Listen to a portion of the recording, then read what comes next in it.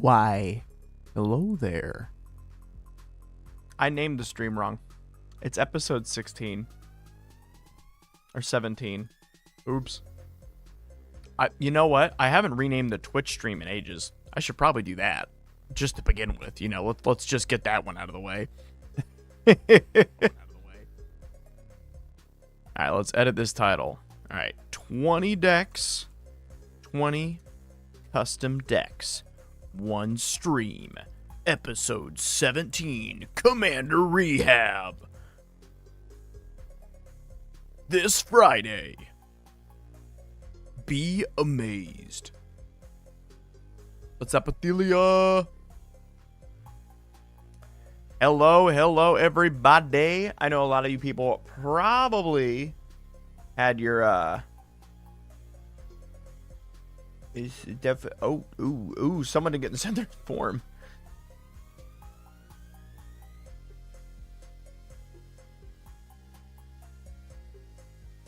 That'd have been bad. 42, the meaning of life, the universe itself. Ah, what's up, Flubsy? Time to start the weekend. Ooh, Flubsy, you're today. I saw your name. Which one? Where's your name at? Ah, yes. Yes. You are on today. What's up, Chuzix? How's it going? Yes, just custom decks today. Correct. Yep, it is currently 5:30 p.m. for me. Yahoo! Yeah, good to see folks here early. Yeah, Flubsy, your Simic deck is today. So Chuzix, okay, I'm gonna be really honest about something without breaking NDA. There are so many different things that I want to say. Oh my gosh, Retro. I just saw your donation. Thank you, Retro. Oh my gosh. That's hilarious. Def, on average, how many takes does it take to get your thumbnails correctly? What I do is I take a video of myself and I do different faces, and then I rewatch the video back and I pause it on the one that I think works the best. That's like how I've been doing it on average. On average. Retro, thank you so much. Let me get the Streamlabs window up so I don't miss that this time. Sorry about that. Gosh. Silly me, silly me.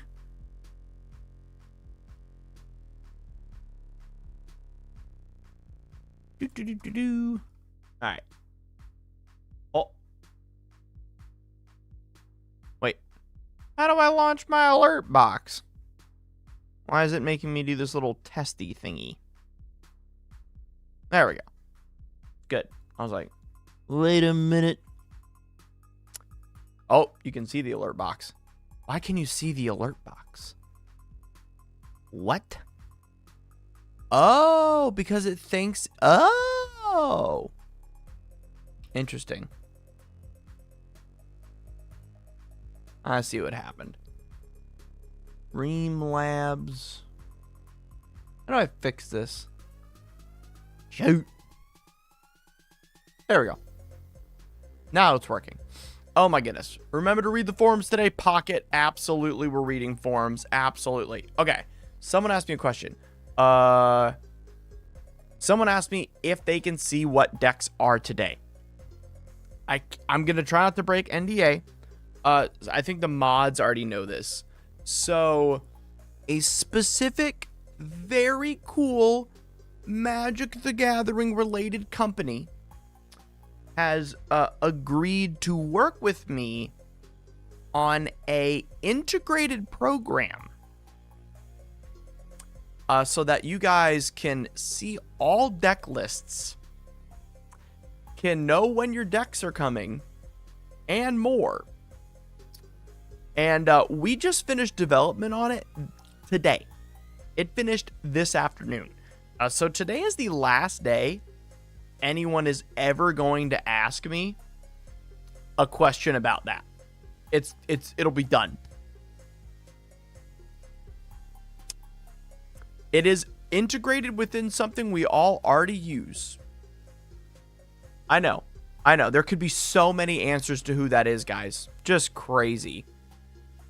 It would be so hard to infer and or guess. Just nuts. Bonjour, I'm popping in to say hi, but can't stay because the Pride kickoff party in my city's tonight. Oh, man. Oh, yeah, it's going to be late for most of you. I'm sure most of my European viewers are going to be like, hey, dog, it's kind of late. Yeah, there's just no way to guess code. There's just none.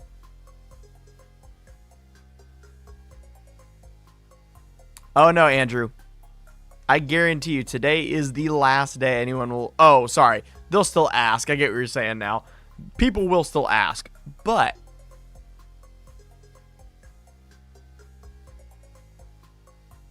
Doc's shield. I'm using that. That's funny. Coffee and pastry funds, baby. Let's go. Can't wait to see what you cooked for mine. You get round to it. Oh, that's awesome.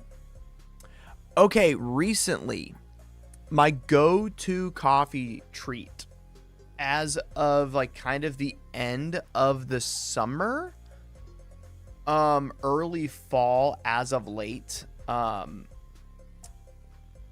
do I put it? My go-to coffee order right now is an Americano. That's just been my recent go-to.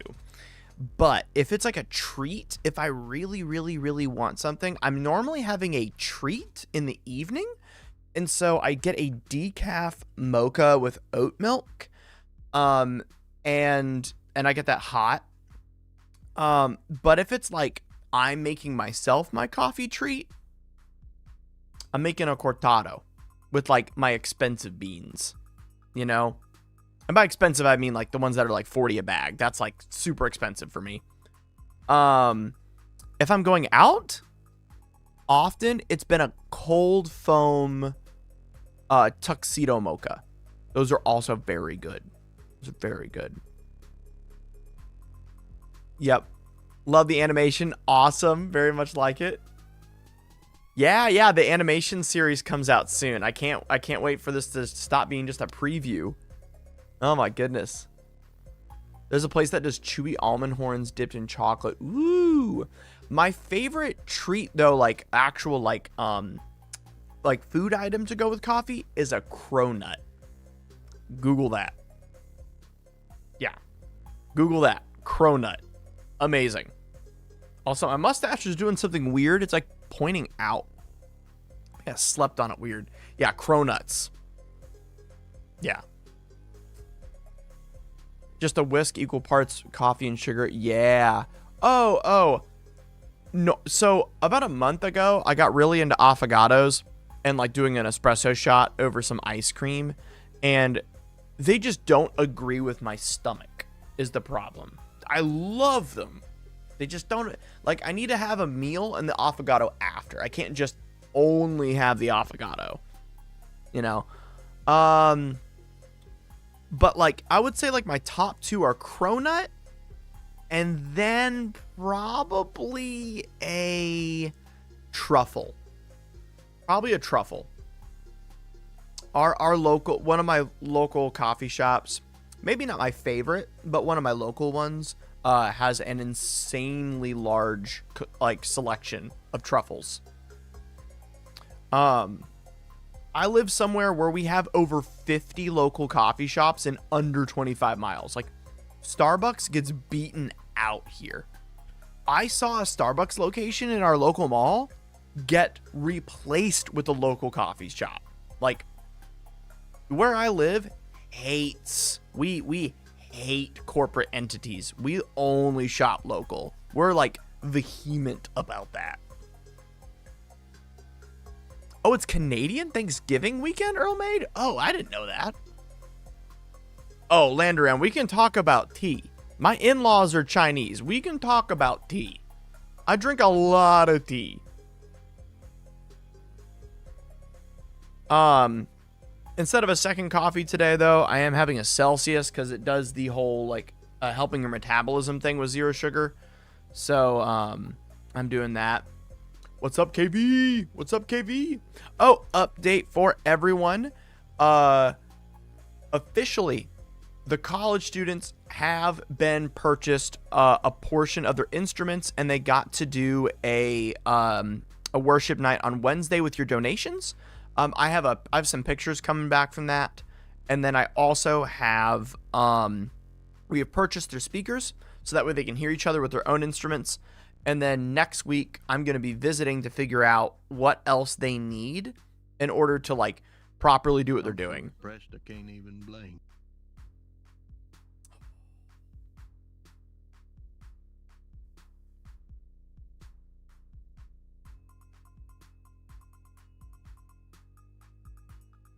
I'm sorry, I'm just soaking it in.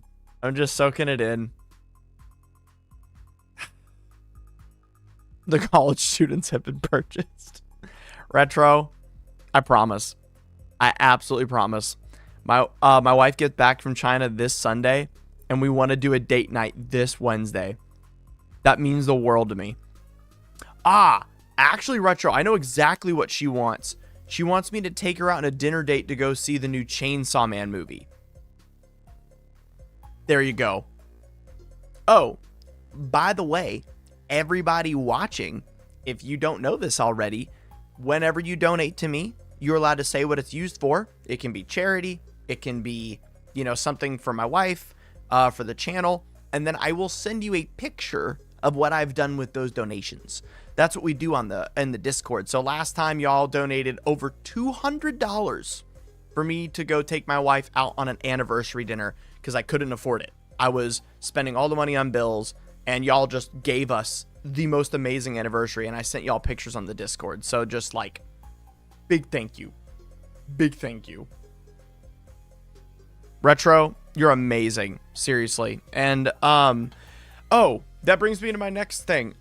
All of the college students, as well as others that I'm donating to, would like to send all of you thank you cards. So if you're on the Discord, I'm going to be requesting everyone to send me some stuff soon, especially your addresses, because we're about to ship out all the stuff that you won from the big charity stream.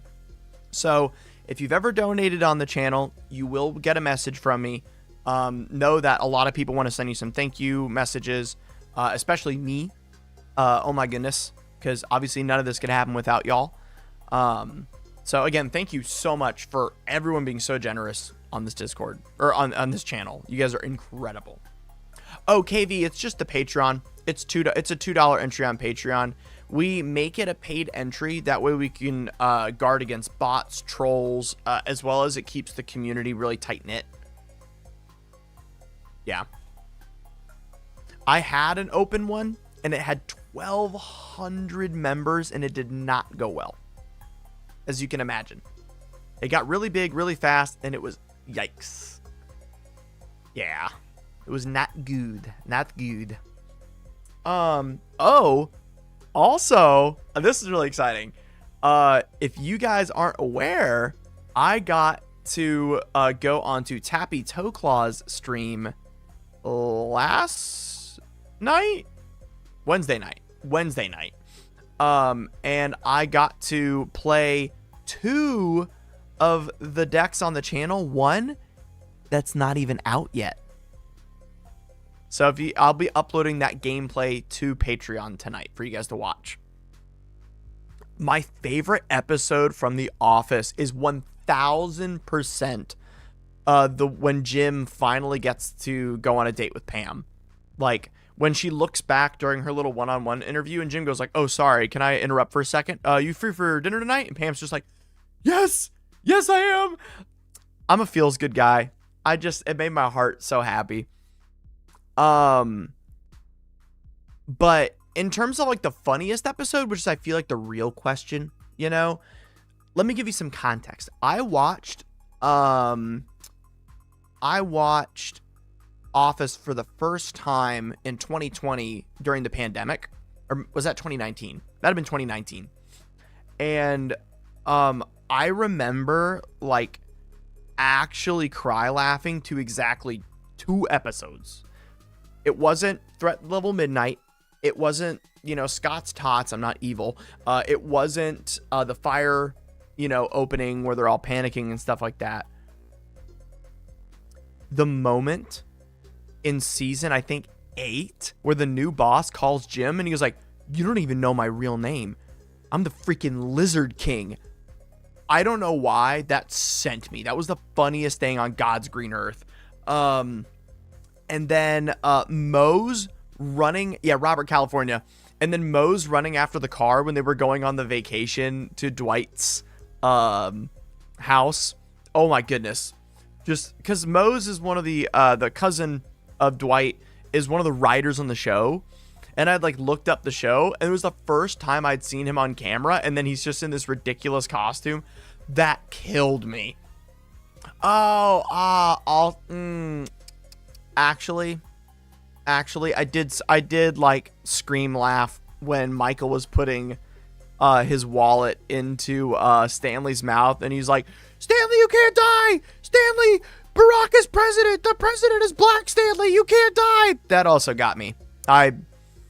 Okay, last one is when Kelly is in the room for a meeting, and someone talks about they're just objects, and then Kelly goes, "Ryan used me as an object." That's probably the funniest line in The Office, to be honest.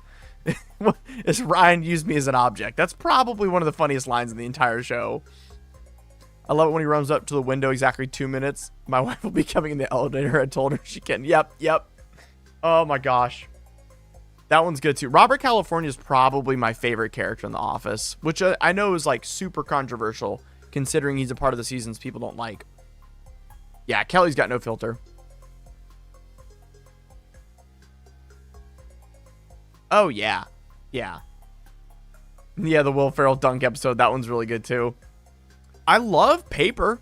Have you guys watched the new Office reboot, Paper? It's really good. It's different in a good way. I really like it. I actually really enjoy it. If you want to know right now, guys, what I've been watching, if you're familiar with this, have you ever heard of, and Google this with discretion. Google what I am about to just, Abbott Elementary slaps. Love that show. Yo, what's up? Marticus. First words. Welcome. Okay. Google this with discretion. I'm watching a show called Welcome to the NHK. I'm rewatching it. It's a 2006 anime based around when the epidemic of guys who were really into anime would sit in their houses and never leave and never get jobs. And it's this random 19-year-old girl that wants to rehabilitate him. It's hilarious. It's one of my favorites. It doesn't age terribly. It didn't get better or worse. It's kind of where it was, but I love it mostly because I saw it early on. I don't know if I'd love it now, but it's really good.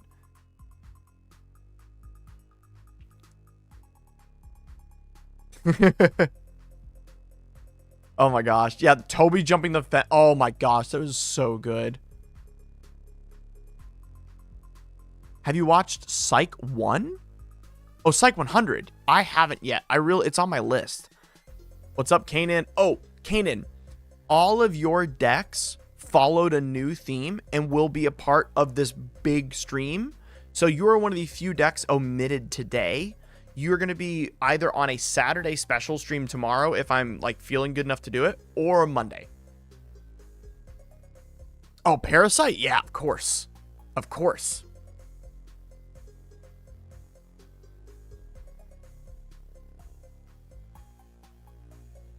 Oh, Psych. Oh, yeah. I have not seen Psych. I know what you're talking about, though. Yeah, Parasite's incredible. Oh, my gosh. No, I haven't watched Psych, no. Jujutsu Kaisen's great, yeah. Oh, my God. Kevin, I have it nice and low. Bookie. The Yisan is in the thumbnail because they're in the 99 of a deck. They're not one of the... Everyone, I need you to understand, Bookie is the biggest fan of one specific card that I'm doing. I have been working on this deck for months. Months. I have a Yisan deck coming, and it's huge. Yeah, Samson. Okay. Hold on. Landoran, I need you to understand this. Neon Genesis Evangelion is, without a shadow of a doubt... Oh, the birds are today. Correct. That's the first deck. The first deck we're doing is the bird deck today. Neon Genesis Evangelion, without a doubt, is what I will die on a hill for as the best piece of media ever created. Everyone, pick something to die on a hill for. That's what I've chosen. Everyone's got to have something. That's it. I love it. It's literally like, oh my gosh, Devil's a Part-Timer is hilarious, Retro. It is hilarious. Yeah, Cory in the House truly was the best anime. Bakuno. Yeah, Steven, the non-linear is really good. I totally agree. Yes, we do have Jared Carthelion today. Yeah. Yeah. Landoran, specifically the first 24 episodes plus the movie. Yes, there is a bird kindred deck today. Are either of my decks in today? Sly Murloc. It's 11 p.m. I can't even blame. I only want you to spend my dono on things Retro supports. God bless, dude. That, you know what? I could have had a million years to guess what someone would say. I would have never guessed that. Straight in the Retro Fund. Understandable. Thank you so much, Andrew. Do I consider Atla? The Last Airbender.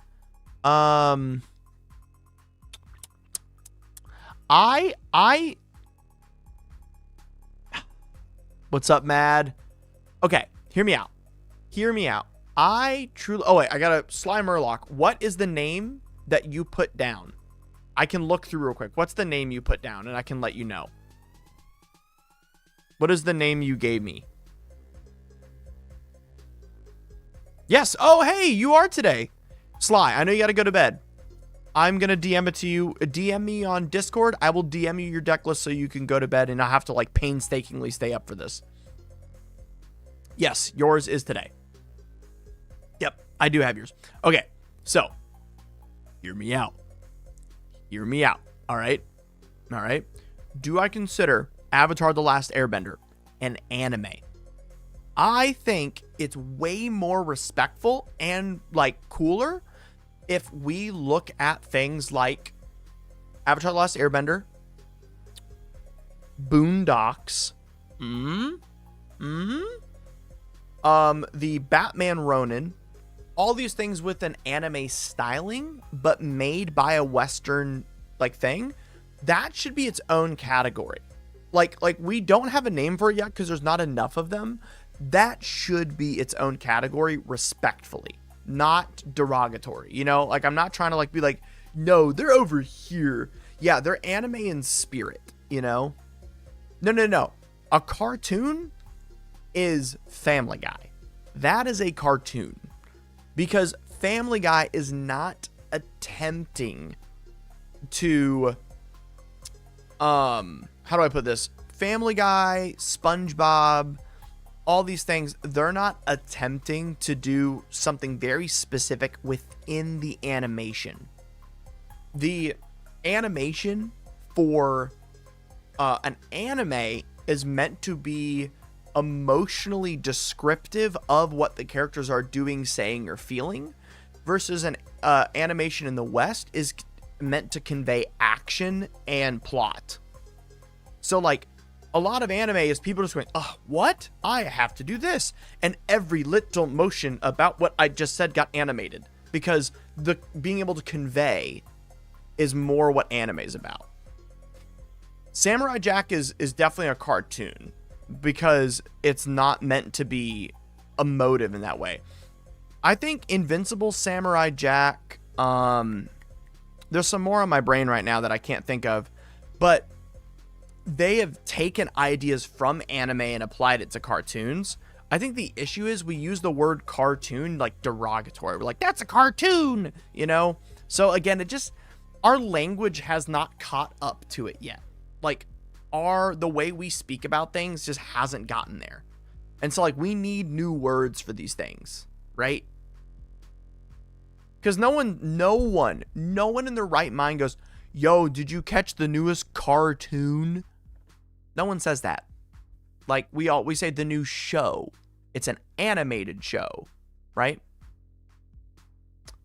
Yeah, that's exactly what I was thinking about Retro. SpongeBob is very emotive. There's also things with, yeah, K-pop Demon Hunters, yeah, purposely use different animation styles, yep. Yeah, Afro Samurai, yep. Oh, dude, I cried to the season 2 episode where Gary leaves SpongeBob to go eat the cookie in Patrick's pants. I just realized that's a euphemism for cheating, but not, oh my God. I just said that out loud and it all clicked. Oh, wow. He wanted the cookie in Patrick's pants.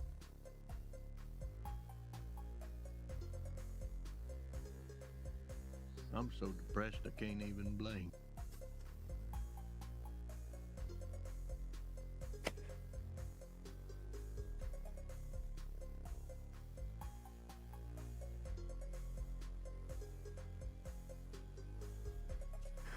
I don't know why it's so funny to be called Mr. Krabs.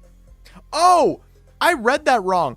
I read donating to Mr. and Mrs. Krabs date night because we were thinking about SpongeBob. Dyslexia is wild. I thought you called me Mr. Krabs. Oh, I have Mr. Krabs' mustache. Oh, no. I just realized.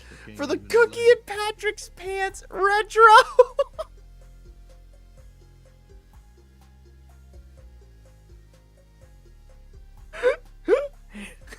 I like money. Hold on, we gotta get Mr. Krabs mustache. Oh, thank you, Retro. I just realized that wasn't a regular chat. Thank you so much. Yep. Oh, no. It's even... Oh, my gosh. It looks better than mine. Wait a minute. Mr. Krabs can't have a better mustache.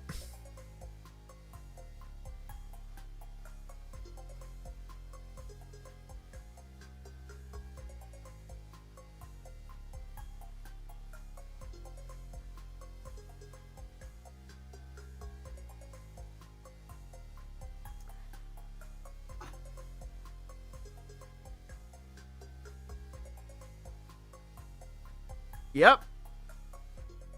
Well, these aren't even allegations. This is just proof.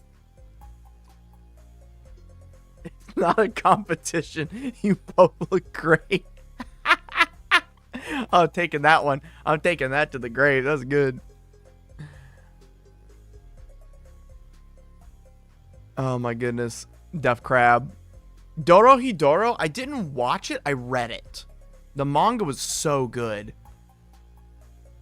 Do you have a tea or something to avoid? Yes, Samson. I do. I wasn't losing my voice due to talking too much. I got sick. I had a cold. I'm very sorry. A Mr. Krabs cosplay sounds lit. That actually sounds like a great idea. Now I look at myself and I see Mr. Krabs. Oh my gosh. Blame. Peek. Ooh, if you like Blame, I got some fire ones for you. Let's do an anime night.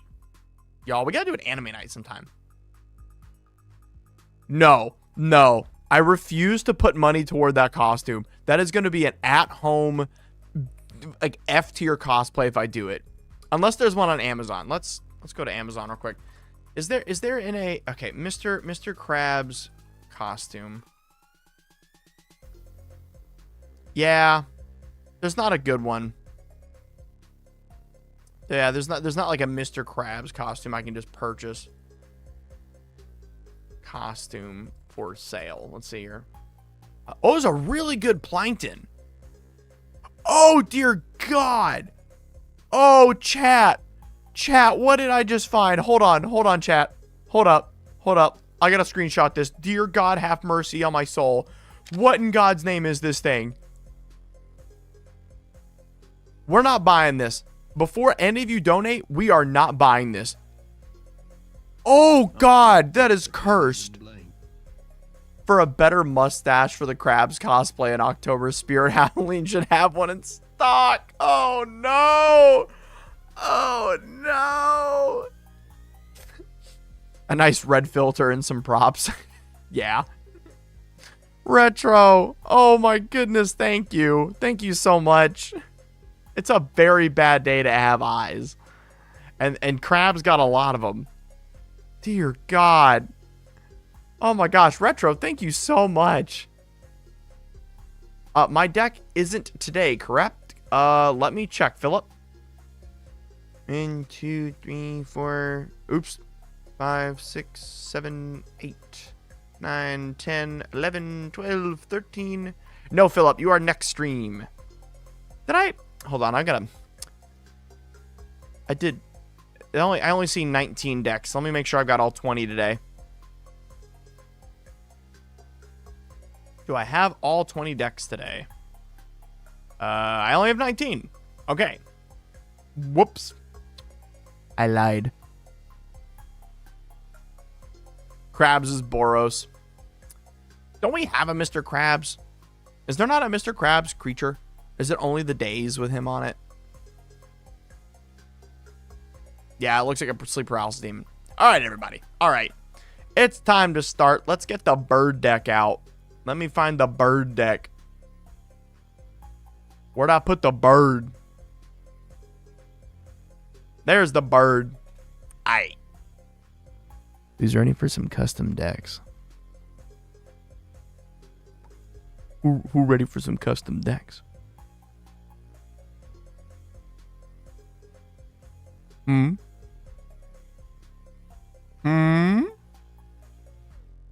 need to hear it. Who ready? Who ready? I know I got low latency on it. Shouldn't take this long. Who ready? Custom decks, I know. Alright. Alright.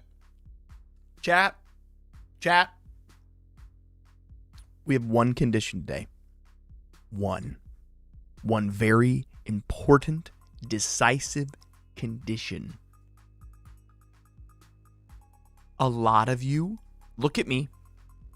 Look me in my eyes. Look, a lot of you asked me for Geneva suggestion decks today. All right? Some of you bought extra decks and said, I would like to lose friends. Okay? This isn't on me. All right?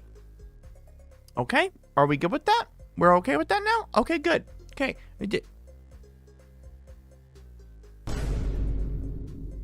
You heard me. Just making sure. Okay. Making sure. Just making sure. All right, good. Good. Good. We're good to go. I just wanted to make sure that you guys knew that. You know, I read your name as Coax Man, like coax cables. All right. Coax Man. Just found your channel, DefCat. Do you actually play these for fun? Oh, I read the rest of your question. Dog, I thought your question was just, do you actually play these? I'm like, oops, yes, I do. Yes, I do. And so, before we go into the decks, all right, I need everyone's opinion on this. I need your opinion. I only get to play Magic when I'm on a show. I don't get to play Magic anymore. So, on Wednesday night, I tried out 3 decks from the Patreon that I built on stream with somebody. I'm trying to be on more streams consistently to do this.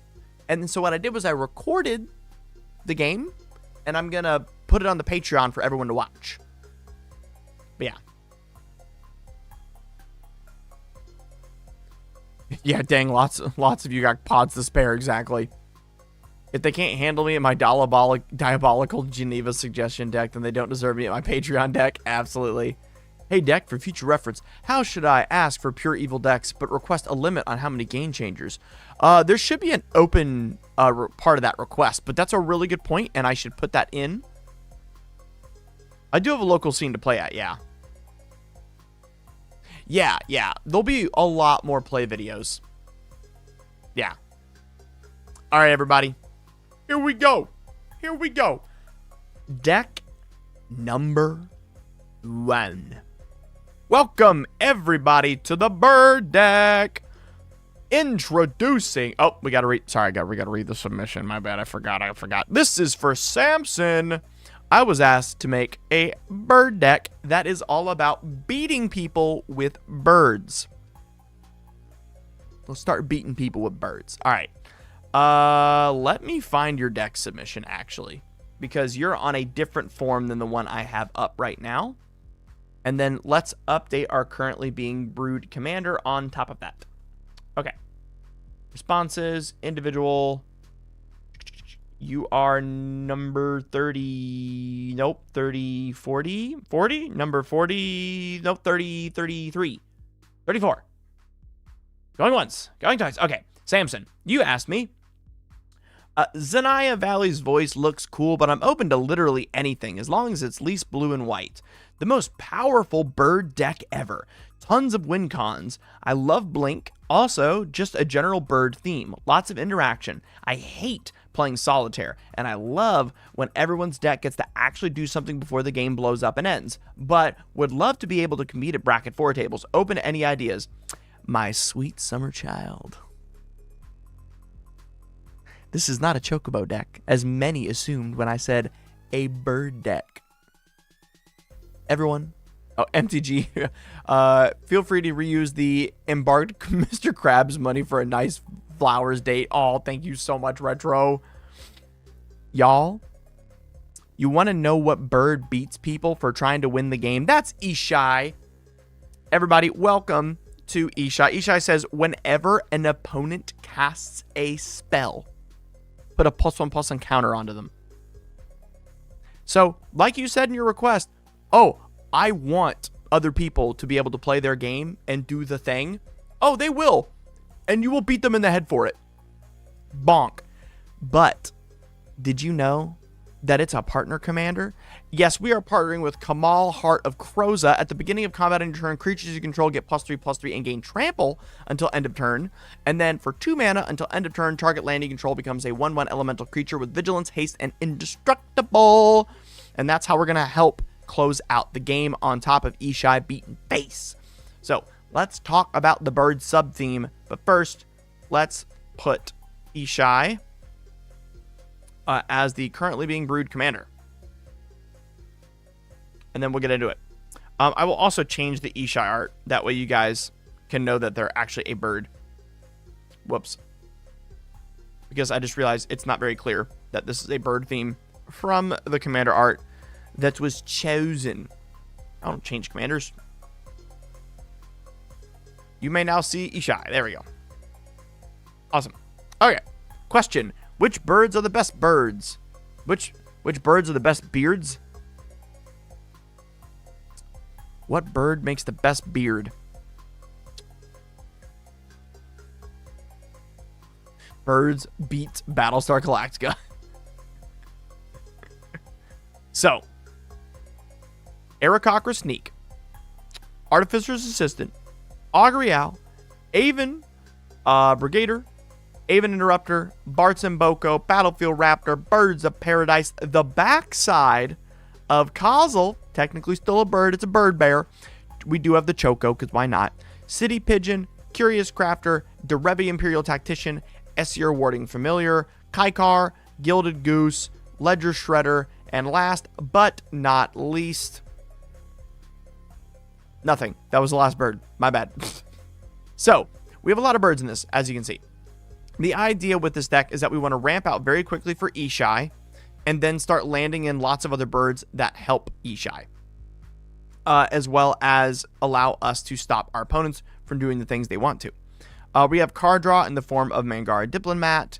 We have some mana ramp with Kennen, Ledger Shredder as well, Derevi as well, and then we have lots of mana dorks to help us along. We are aiming to only ever cast 3 CMC ramp spells because our opening hand is dictated by finding a 1 CMC creature. Every deck, or every mulligan, should be looking for a 1 CMC ramp, and or a Brainstorm, or Enlightened Tutor, for card advantage. After that, we have things to help. Yo, what is up, Eevee Catcher? Welcome, welcome, welcome, welcome. We've got Rapid Hybridization, Wash Away. Why is it the most expensive printing possible for this? And then delay Arcane Denial and Counterspell, because we do need, a little bit of control in here. Building is going fantastic, Eevee. Is going fantastic. Now, are you ready? Are you ready? Oh, and hello, Goku. Welcome, welcome. Are you ready to give a bird a Buster Sword? Because I am ready. I'm ready to watch our opponents all cast 1 or 2 spells in the turn that Kaikar, or that Ishai is out, gets like +4, +5, then gets +3, +2 from Buster Sword. When it deals combat damage, which it'll be like 8 or 9, the Buster Bird will draw a card. Then you may cast any spell from our hand with less than or equal to value of that. That's going to be any spell in this deck. We're also going to give the bird a Jite, because that's evil. And if you guys haven't read this card, it's busted. And it's the reason Wizards of the Coast stopped printing modal equipment. This card breaks the Geneva Convention hard. Most likely this card should have never existed, according to Wizards. So yeah, pretty crazy card. If you want to, I'm letting you guys give it a read. Pretty nasty. The one thing I wish I could add to this deck, but I can't because we don't have red, is it would be so awesome to have Embercleave.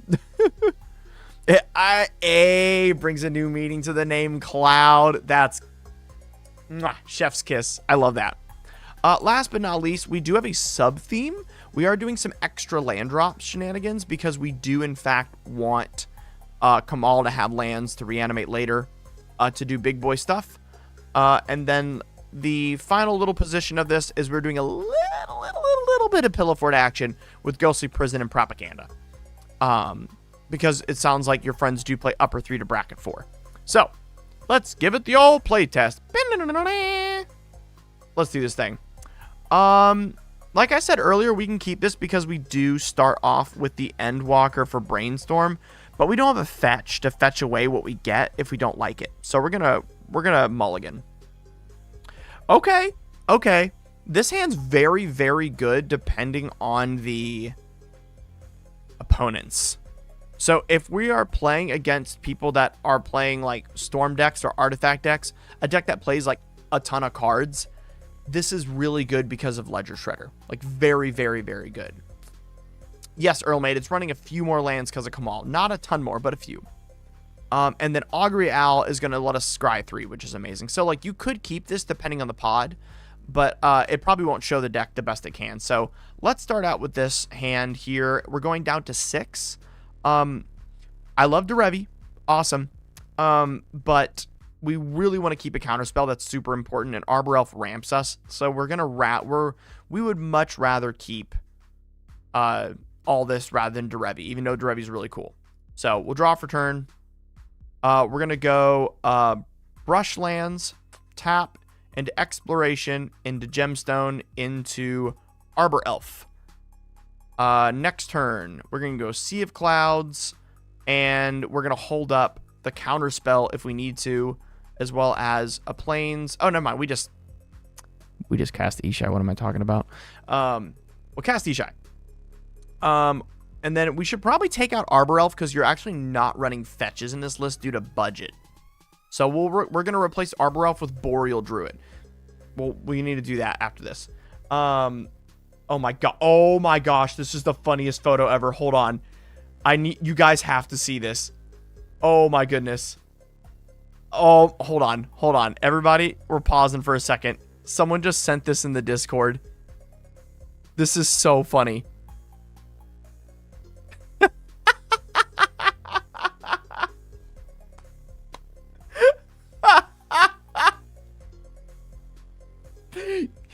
Okay. Officially my favorite photo a patron has sent. This is hilarious. Oh my gosh. I love this. That just made my night. That just made my night. Oh my goodness. That was amazing. Okay. So. Oh, Ishai's out. On turn 2. Turn 2, Ishai. Are you not entertained? On a mulligan to 6. Turn 2, Ishai. So, let's say all of our opponents only cast 1 spell per turn on their turns. Cool, let's add a counter. Let's see how this works. You know, we'll say one person casts 2. Not uncommon. Next turn. Breeding Pool. Island. Lose 2 life. 1, 2, 3, 4, 5, 6. And we won't tap the Gemstone Mine. We'll just untap this with the Arbor Elf. And then, oh, we're 1 short. We are one mana short from Kamal. 1, 2, 3, 4, 5, 6, 7. Ah, dang it. That'd have been awesome. I thought we curved out properly to Kamal. Okay. We attack him with Ishai. We do 5 damage. No biggie deal. Let's say only 1 more spell per person next time around. All right. Next turn. Ooh, we have Swiftfoot Boots.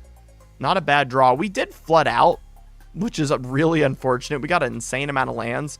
So we'll put Swiftfoot Boots. We'll attach. And then we'll hold up counterspell mana. We'll untap with that. So we're representing the 2 blue. We'll attack in.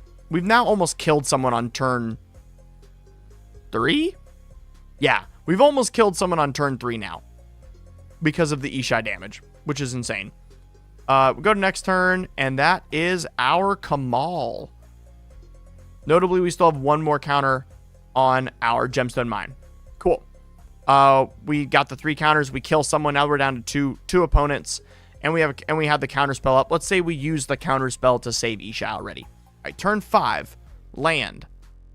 We're going to go 1, 2, 3, 4, 5, 6, and then untap, and we're going to turn these 3 lands into indestructible 1/1s with vigilance and haste. And then we're going to smack someone with Ishai for 15 damage and smack. Oh, wait. Oh, wait. No, because Kamal gives +3/+3. Ishai now has lethal commander damage. Ooh. Oh, heck yeah. And I'm thinking of a deck for you to build. Might be a difficult one. Yeah, KV. I'm excited. Heck yes. So this is the power of a properly built Ishai deck. And we flooded out a little bit, so we're going to see what happens when you don't flood. So let me show that one off. We're gonna draw Arbor Elf. All right, turn 2. We got Island into Soul Ring into oh, okay, so it's Forest Soul Ring. Untap the Forest. Endwalker. Draw 3. And then we get to keep 1, put back 2. We'll keep the Buster Sword and the Talisman of Progress. We'll put back the Gemstone Mine and the Forest. Then we Kodama's Reach. And then we're going to go get 2 basics. 1 in hand and 1 on the battlefield. Boop, boop. We're going to go get a Forest onto the battlefield tapped. Actually, island, and then we'll put an island in our hand. Yep. Close and shuffle. And that's why we want Brainstorms after we search our libraries. We get to put away the stuff we didn't want. Yeah, Samson, this is hype, isn't it? Okay. Turn 3. We're going into turn 3 now, y'all. Land? Ishai? Wait a minute. Hold on. Do we have the mana for this? Can I do this? So, that's Ishai. And then Oh, we're 1 mana short from being able to do Talisman into Buster Sword. I'd say we just do Talisman here. And then untap. And then we can hold up Arcane Denial and Wash Away till next turn. That way Ishai doesn't die. I know it's really tempting to put Buster Sword out here, but we want to hold up the mana. And then most likely someone tries to kill our Ishai, right? I mean, that just makes sense. And then we Arcane Denial them. And then we get to draw a card. Everyone, let's say, played 1 spell each turn on their turns. So Ishai's at a 4. Next turn, we get to land, Talisman, Buster Sword, attach Buster Sword, swing in for 6 damage, draw a card, and then play Owl of Augury for free and scry 3? We'll put all these to the bottom of the library. Holy cow, that was good. Ooh. Wow.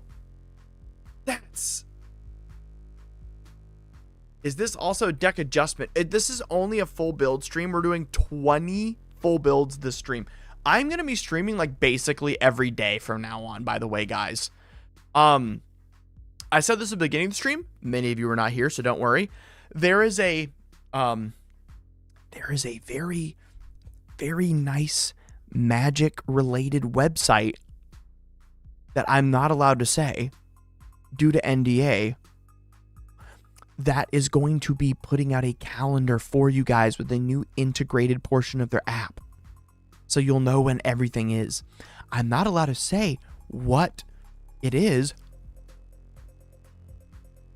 but I think you can infer. So calendar out soon. And collection out soon. So let's get nastier with this deck. Let's go to turn 5. Let's see how turn 5 goes. Yeah, only decks. Oh crap, that's such a good idea though. All right, here we go. Turn 5. Land. Siggy. Right? Kamal. Attack. Draw. Derevi for free. Untap Soul Ring. Oh yeah, we could have even... Oh, no, yeah, we can't after. Yeah, this deck's disgusting. This deck is disgusting. This is turn 5. Ugh. Oh, we got a cannon. Oh my god, we got a cannon. Wait a minute. Oh, we can either activate cannon here. We definitely have killed someone with Ishai by now, by the way. There's been at least 10 spells cast in the last 3 turns. We've definitely killed someone with Ishai at this point. And then we, like, counterspelled it probably with Wash Away. What if they tried to kill him? This is 1, 2, 3, 4, 5, 6, 7, 8, 9, 10, 11, 12, 13 mana. With untaps from Derevi. So that means we can make 4 of our lands into Vigilance, Hasty, Indestructible 4/4s, and Kamal attacking in, and Ishai, and the Arbor Elf, and the Derevi. All... What did I build? This is a thought crime. Dear God. Whoa. Whoa. Okay. Okay. I didn't know I had that dog in me. Or that bird in me. Yeah, this isn't even Geneva's suggestion. This was just a bird deck. Wasn't even meant to be Geneva's suggestion. Genuinely. I also realized I'm not looking at you guys. Okay, ready? Wah! There we go. Now I'm looking at you. Hello. Hi. Off topic. I understand CDH is proxy friendly, but do you think you can play CDH without original duels? No. You will actively like be bored and have less fun without it. That's what I mean. You can play it, but actually no, you can't even play it. If you're playing on a budget, you're not playing CEDH, because the point is that you're playing against people at your hardest with meta in mind, in order to figure out like what the best deck is and like beat each other. Budget should never be a part of that. Effectively, there's no deck that shouldn't use original duels. There's never a reason, ever, unless it's mono, and it can't. He had that bird in him. He had that bird in him. All right, y'all. Our next deck, let me get it up here, is Peter Parker, the Amazing Spider-Man. Woo!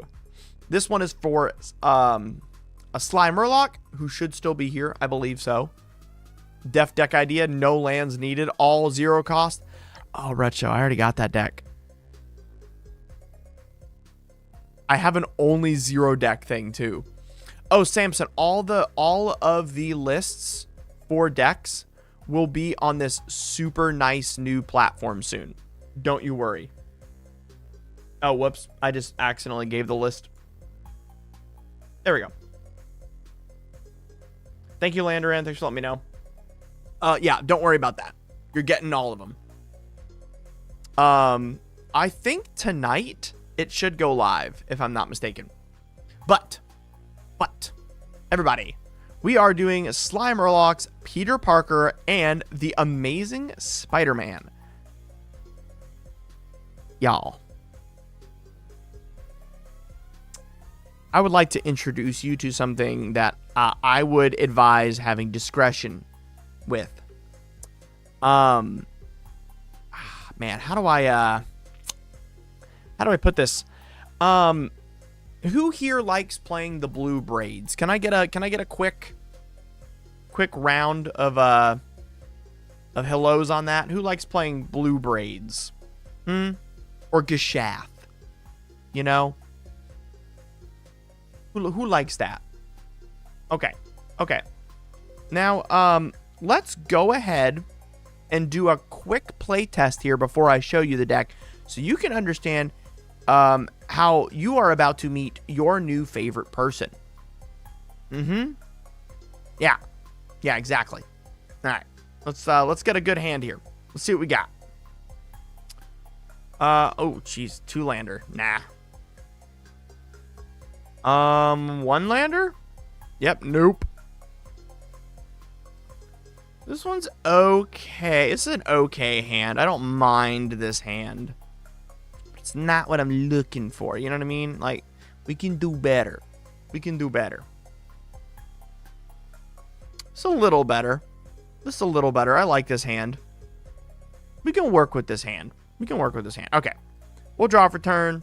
Play a little command tower. And then, oh yeah, mull down to 4. Yes, we do mull down to 4. 1, 2, 3. And then that was our draw. Okay.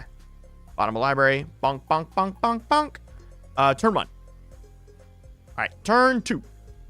Yavimaya into the Felwar Stone. And then we're going to go into Fanatic. I guess, actually, we would have played Fanatic last turn instead of the Felwar Stone. So we'll play the Felwar Stone this turn into the Enduring Vitality. Yeah. Okay, great. All right. And now, on this turn, we're going to go... Let's see here. Probably...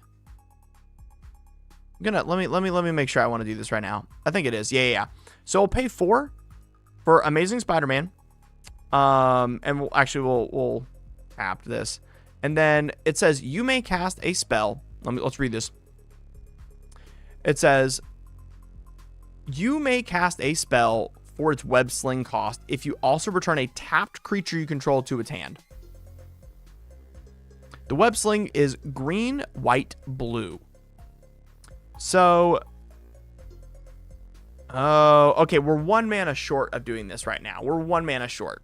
We could have done this turn if we had 1 more mana. Oh, we do have more mana. because this now taps for 4 green. Meaning we don't need to tap the gemstone mine. We have the extra green, and then we have white and blue from Enduring Vitality. And then we can return Enduring Vitality to our hand. Oh, Virtue of Loyalty isn't legendary. Oh, dang it. That would have been so awesome. Oh, we would have had it.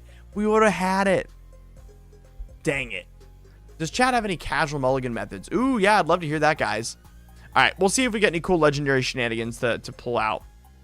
Chromatic Lantern, and then Virtue of Loyalty. And then at the beginning of your end step, put a +1/+1 counter on each creature you control and untap them. Next turn, yeah. Oh, dang it.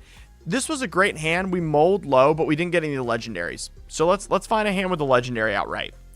That works. Yeah, this hand works. Okay, yeah, this hand's a lot better. This hand's a lot better. All right, Yavimaya, Llanowar. Next turn, Breeding Pool, Birds. Yeah, pretty good. Okay. Yeah, this hand's cracked. This hand's cracked. All right, 1, 2, 3, 4. We're gonna cast the Amazing Spider-Man. Turn 4. Tap the Llanowar Elf. And then we're going to go for white from our birds and then blue from the Yavimaya Coast or from the breeding pool. And then we're going to return the Llanowar to hand to cast Magic Mirror. You have no maximum hand size. At the beginning of your upkeep, put a knowledge counter on the Magic Mirror, then draw for each knowledge counter on it. Justin Brush, thank you very much. I'm doing much better. I had lots of broth and things to keep me better. Thank you. Yeah, this is nasty. Now we're gonna start doing something crazy. So now it's draw, and we get the +1 from Magic Mirror. We get to, oh yeah, we also would have recasted the Llanowar Elves. We get to Web Sling out Dawnsire, and then we can dock to it as well. And then whenever it attacks, it deals 100 damage to a single target. Ugh. And then Fanatic Veronis also dock 1 more power. So it's got 5 power docked onto it right now. And then we have a land drop to make. Okay. Next turn, we get to draw 2 extra. Oh! Ooh! Ugin for 3, anybody? Ugin for 3? Okay, and then we'll +2 Ugin. Okay, we got a lot to block with too, so he's definitely going to use these. Okay, and we're holding up Stroke of Midnight and Swan Song. Woo! Okay. Everyone I was talking to, do you understand something different now?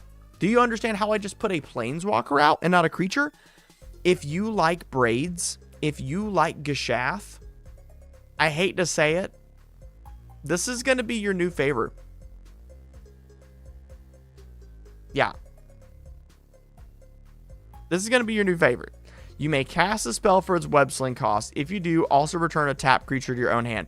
It says any legendary spell. Any legendary spell. That means Ugin. That means literally any legendary creature. Absolute Virtue. Coma. Myojin of Cryptic Dreams and Myojin of Blooming Dawn. Y'all, are you ready to cast for 3 mana a freaking Akroma's Memorial or Avacyn's Memorial? Yeah. Oh, Great Henge for 3 mana? Yeah, sure. Why not? Oh, what was that? Would you? Oh, you want something bigger? You want something cooler? Oh, okay, that's fine. Avacyn, Angel of Hope.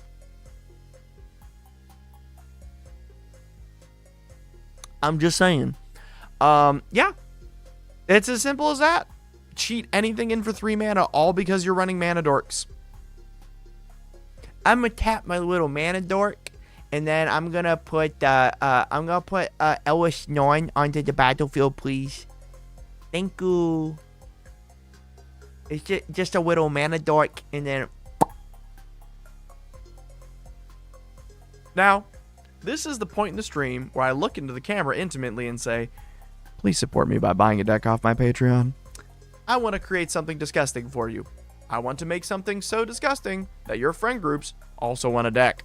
But I also obviously make normal decks. Today is a lot of really mean decks because that's what was ordered, but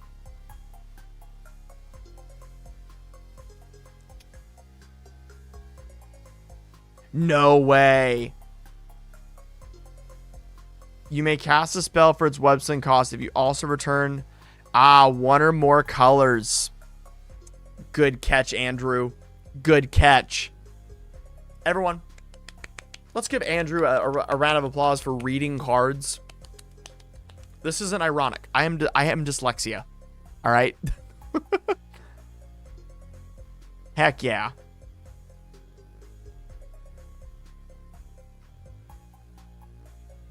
Reading the card does explain the card. Unless, of course, Wizards of the Coast actually just misprinted the card, which happened 3 times during a recent set.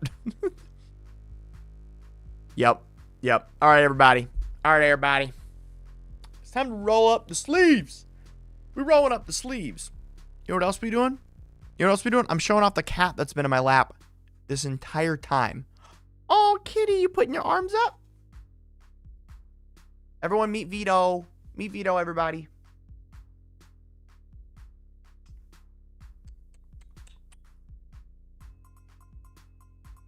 Oh, he put his head in my arm. Look at him. He's a good boy. Oh. It's okay, baby. Here, lay down. You're good. You can lay back down. Oh. Did you see that? Oh, so cute. You're laid down, buddy. You're okay.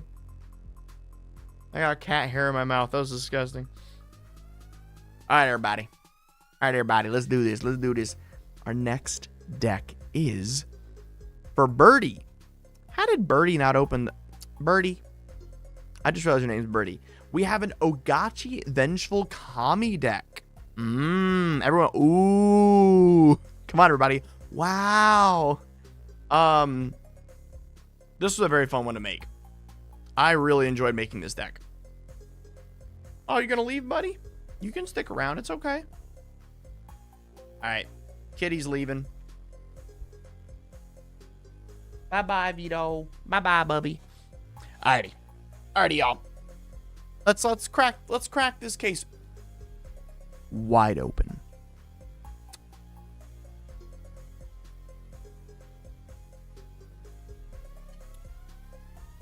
Ogachi Vengeful Kami states, Flying Trample 6/6, 4/6. Whenever Ogachi Vengeful Kami deals combat damage to a player, if that player attacked you during their last turn, exile target non-land permanent they control. Pocket GM, is yours on this stream? I don't have it off the top of my head right now. But again, tonight is the last time anyone's ever going to have to ask that. Do not worry. Yeah, I do need... Here, let me check for you. Let me flop it over to this real quick, so that way I don't accidentally reveal my screen while I check. And your name is Pocket GM for your request. That's the name you gave. I don't see a Pocket GM today. Not today. But we're going to be doing a lot of streams over the next week. A lot. As of the next time I'm streaming, everyone's deck who's going to be in the stream, it's going to show it on the stream. So no worries. So this is a Spirit Storm deck. So this has a insane amount of the original Kami in it, including what I think is probably the best Kami art, the best Spirit art, Nico Onna. It is gorgeous. Like, oh, Yuki Onna is also amazing too. Like, oh gosh. OG Kami art, y'all. So sick. Let's just appreciate this for a second. RK Post coming in with the Ore Gorger. Gosh. The Rebecca Guaya Haru Una. Oh. Oh. So amazing. So amazing. So many amazing cards. So, this is a Spirit Storm deck. Now, The reason we're going to be playing this deck in a storm fashion is that we actually have 2 secret commanders in this deck. Or sorry, 3. We have 3 secret commanders in this deck. The first secret commander is Carador. It says this spell costs 1 less to cast for each creature card in our graveyard. During each of your turns, you may cast a creature card from your graveyard. And we're going to be killing our own spirits and recasting them. The other thing we're going to be doing is we are going to be putting in stuff for free with Kodama's trigger, Kodama the East Tree. And last but not least, we're going to be lowering how much it costs to cast each one via Animar. So these are like secret commander coalition as a part of this. Next up, we also have a good suite of instant arcane spells that can be spliced so we can reuse them. This deck really wants to make a lot of mana. That is very important to it. So we are running Cryptolith right in order to make sure that our creatures can tap for mana. As well as we're running Urza's Incubator and Herald's Horn to lower the cost of spirits. But this plays on a different axis than most commander decks get to, and I'm going to explain why here for a little bit. So it is a Wooburg deck on a severe budget. The roast stream 100% is happening next week. I just don't know the day. It's 100% next week. I'm having to figure out the day right now. So this is a Wooburg deck on a budget, which is difficult to do. So normally I wouldn't keep a hand like this, right? But, and this is like a big but, we do have something helping us with mana. So we'd like pray to God that we can effectively keep this hand and curve out with more mana. But we only have a single castable in hand. So it's just way too irresponsible to keep it. Oh yeah, this hand slaps. Okay, cool. All right. This was our second hand. All right, Yavimaya and a Delighted Halfling. And then we got Shivan Reef into Talisman. Yep. And then we've got Rip Vire Gorge into probably the Ribbons. And then, or not Ribbons. That's, I was thinking of a different card. That one will draw for each spirit we control. We basically just hold up mana for Rend Flesh for this turn, which is a little boring, but that's okay. So we Rend Flesh someone's target non-spirit. Cool. Oh, Flubsy, I can do yours next. I will do yours next. No worries. And then we've got land into our commander. Okay, so we officially got the spirit online. We can start being vengeful. Awesome. So let's say someone hit us that last turn. We got Ogachi out. We'll go to our next turn to attack them. We'll attack them, exile something they have. And then we're going to start splicing into Arcane. Ooh. All right, all right. How do we want to... I think we want to use the Ribbons with Ideas Unbound next turn. Right now we only have 6. We need 7 mana to do that. So we're going to go Arbor Elf this turn and relax. Oh, wait, no. We do have enough. We have Gemstone Mine. 1, 2, 3, 4, 5 for Ribbons. And then 1, 2 for Ideas Unbound. And then we're going to get to draw 1 card for Spirit. And then we get to draw 3 cards and then discard 3 cards. And that goes back in hand, and that goes to graveyard.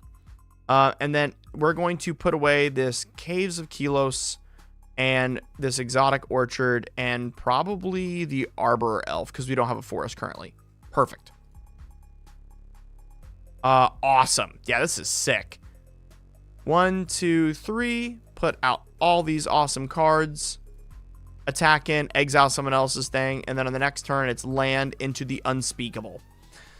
So the idea with this deck is that you can really easily ramp out into the big spirits and then do big, like, splice plays like that. But this deck is on a hyper budget, so it can't be running things that are insane.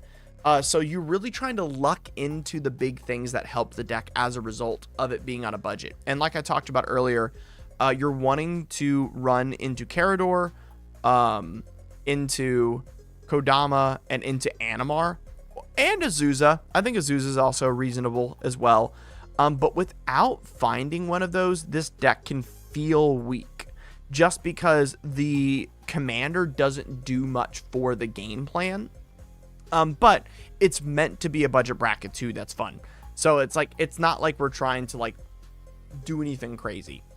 But that is the point of the deck. And you do get to play all these gorgeous cards. So the fact of the matter is you're playing this deck for the flavor. That's the point of the deck. You're not trying to play this deck to, destroy all your friends and become the new, evil, commie, crazy, It's meant to be a beautiful spirit deck, so I kept that. Now, if whoever ordered this deck, I say whoever as if I don't know, Birdie, if you do not like that and you do want it powerful, I'll have to cut back on flavor and put in some more powerful stuff. If you want that and you're unhappy with this, just DM me and I'll remake it for you free of charge, man. I got you. All right, Flubsy, let's get into your deck. We have Uro, Titan of Wrath. I am unbelievably shocked that we haven't had an Uro deck on the channel yet. This is the first Uro deck to be seen on DefCat MTG. That is crazy to me. That is absolutely crazy to me. So, let's go into what you asked for, Flubsy. Let's get what you requested here.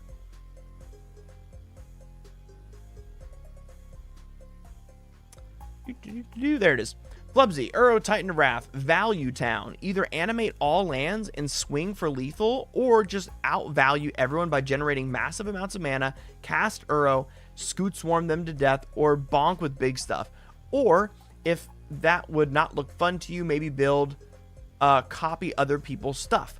You like Scoot Swarm, Kozilek, so you don't get milled out, and you don't want Food Chain. You asked for a $500 limit in Euro. And so what I have done, and let me make sure I'm already updated the cheapest on this deck. There we go. Okay, good.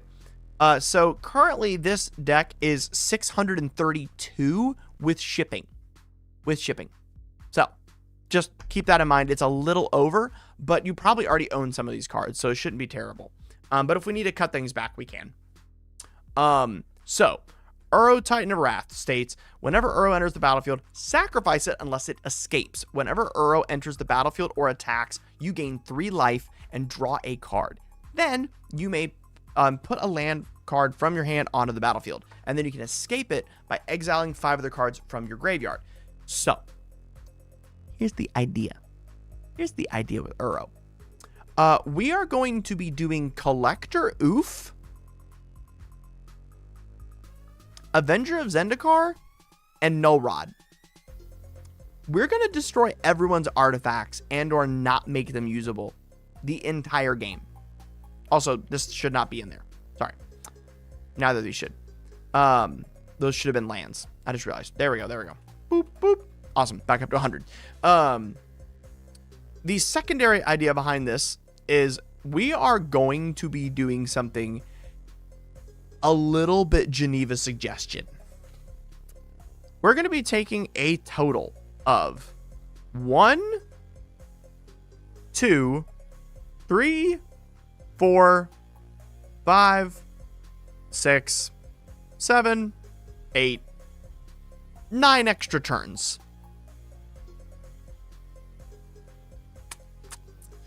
And with those extra turns, we will be beating people with 4/4 green beast tokens and a billion roaches from Scoot Swarm and a billion roaches from Nantuku Springheart. You told me Geneva's suggestion. You want to either torture your friends or teach a stranger a lesson. Everybody, welcome to the pain zone. Let's get into this here. Oh, good. Ooh. Close but no cigar. Okay. Land, burgeoning, bink. Next turn. Uro, land, graveyard. Dear God. And then Nantuku.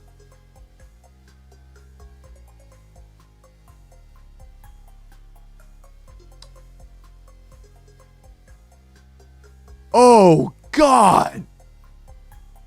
1, 2, 3, 4, 5, 6, 7. Early harvest. Untap all basics. Kozilek on turn 3.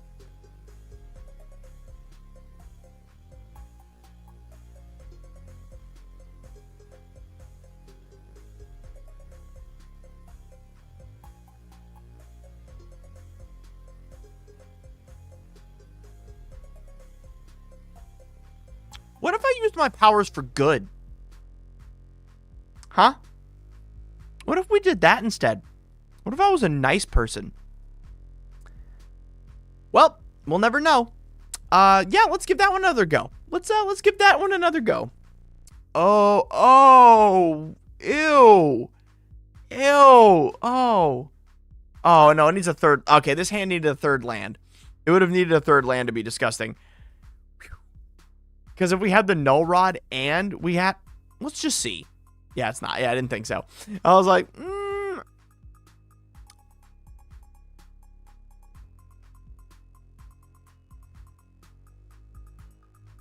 Oh, this is also pretty disgusting, but it doesn't have card draw.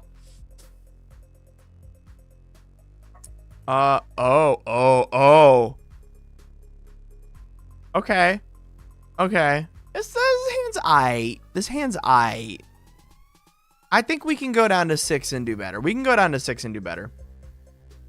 Okay, Scoot Swarm, Early Harvest, Court of Calling. Ooh, Court of Calling with Scoot. Ooh. I gotta see this. We can go, yeah, okay, cool. We're going down to 6. Do we put away a land or Early Harvest? I think we put away a land. Yeah, okay. All right, first turn. Land. Second turn. Just another land. That's okay. Third turn. Land into loot into land. Nope, no, land into Scoot. All right. Let's see how much mental damage I can do to myself on turn 4 here. Land into just loot for now. We made an insect. Into land, into insect. And it says, if you control 6 or more lands, create a token that's a copy of Scoot Swarm. We don't have that yet. We were 1 land off being able to early harvest shenanigans, which would have been yuck. Oh my gosh, wait a minute. Oh, Lord have mercy. You go 1, 2, 3. So you tap everything. Early harvest. 1, 2, 3, 4, 5. You now have 7 mana. Loot. Insect. 4 mana left over. Court of Calling for 4. Yeah, Court of... Oh no. What can we get for 4 on Court of Calling? Oh dear God. What have I done? Oh, what do I want in the deck for 4? Let's see here. Oh. We can get Iced Hill Explorer for 4. That's pretty disgusting. What else, though? Is there anything crazier than Iced Hill Explorer? Oh, wait, X equals 5. We can get Tatiova. All right. It's happening. Oh my gosh. Wait, did we Miracle Temporal last turn?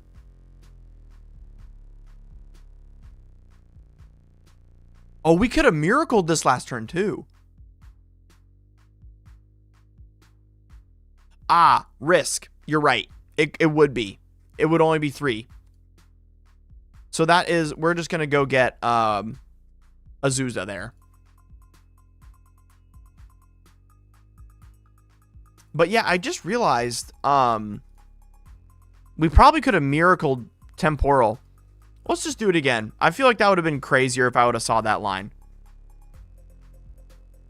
Ooh, into a plea for power. Not a great hand. Savor the moment's not bad, but we don't need it in this hand. 4 islands. All right. Down to 6. Let's go down to 6. Oh, yeah. We can go down to 6 for this. Oh, yeah. Oh, yeah, baby. Let's do that. All right, cool. Draw. Exploration land. Uro. Land. Graveyard. Land. And then... Oh, man, there's so many options here where X equals 3. We want something that will... Let's go look here. If X equals 3, what do you want? We have Azusa. We have Loot. I think it's Loot because Loot has the activated ability. And we want to use the activated ability from Loot. Yeah, it's either Loot or Scoot Swarm every time. All right, KV. See you later. Sorry for having to stream so late today, guys. I know for European audiences, this is really late. Yeah, it's probably Loot every time. So we go get Loot here.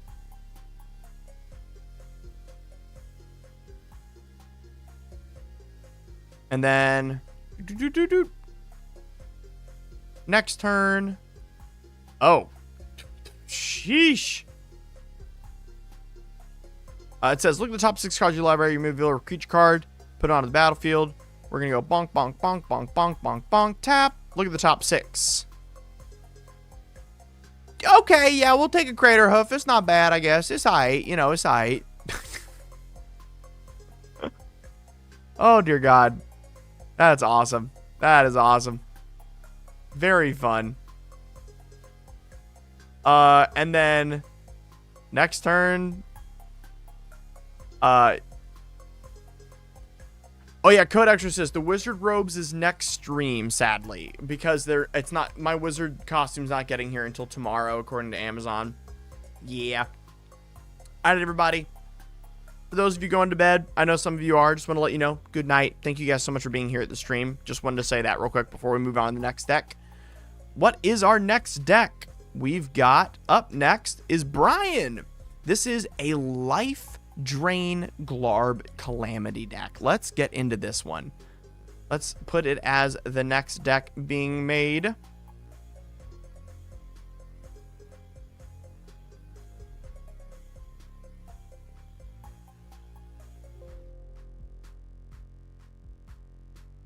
right, everybody. Let's go over this one. Glarb, Calamities, Augur, Sultai, Death Touch. You may look at the top card of your library at any time. You may play lands and cast spells with mana value 4 or greater from the top of your library at any time and surveil 2 when you tap them. Now, let's talk about this deck for a second. Let me find, it's for Brian. Yep. Okay. Brian, you said Sultai Life Lost deck with a clone sub-theme. Enjoy, Flubsy. Night-night. All right, y'all. So, here's what this deck is trying to do. We would like to do a fun Glarb top deck, extra lands, and then life drain. So the idea is that there's a lot of cards like Exsanguinate and other life draining effects that are really good as long as you can pay a big X. So we're going to be ramping out with Glarb to do massive drain and then casting things like Culling Ritual to make massive mana as well in order to do the big thing. And then we're using Tasker the Golden Fang to bring back cards that we do surveil as the secret commander, and then Nyx Bloom as our big spell when we eventually cast our big X spells for Exsanguinate. So let's look into how someone would play this, you know. We're gonna do Balaged Recovery, I think. Is this a keepable hand? I don't think it's got green in it, actually. Because this comes in tap, doesn't it? It's not a shock. Yeah, it comes in taps. Yeah, we wouldn't keep this hand. It's not bad, though. Nope. It's got on a 6. Okay. This is pretty good. And we got a crop rotation. That's not bad. Yeah, we can keep this one. All right, Rejuvenating Springs, pass. Or we'll do Breeding Pool, tap, pass. Breeding Pool, Growth Spiral, draw a card, and then we'll put this Field the Dead onto the battlefield. Because we got nothing else to do with it anyway. Next turn. We're going to Glarb it out, I think. Yep, Glarb. And then we're going to look at the top card of a library. Island, okay. We don't like the island, so we're going to Surveil 2, put 2 in our graveyard.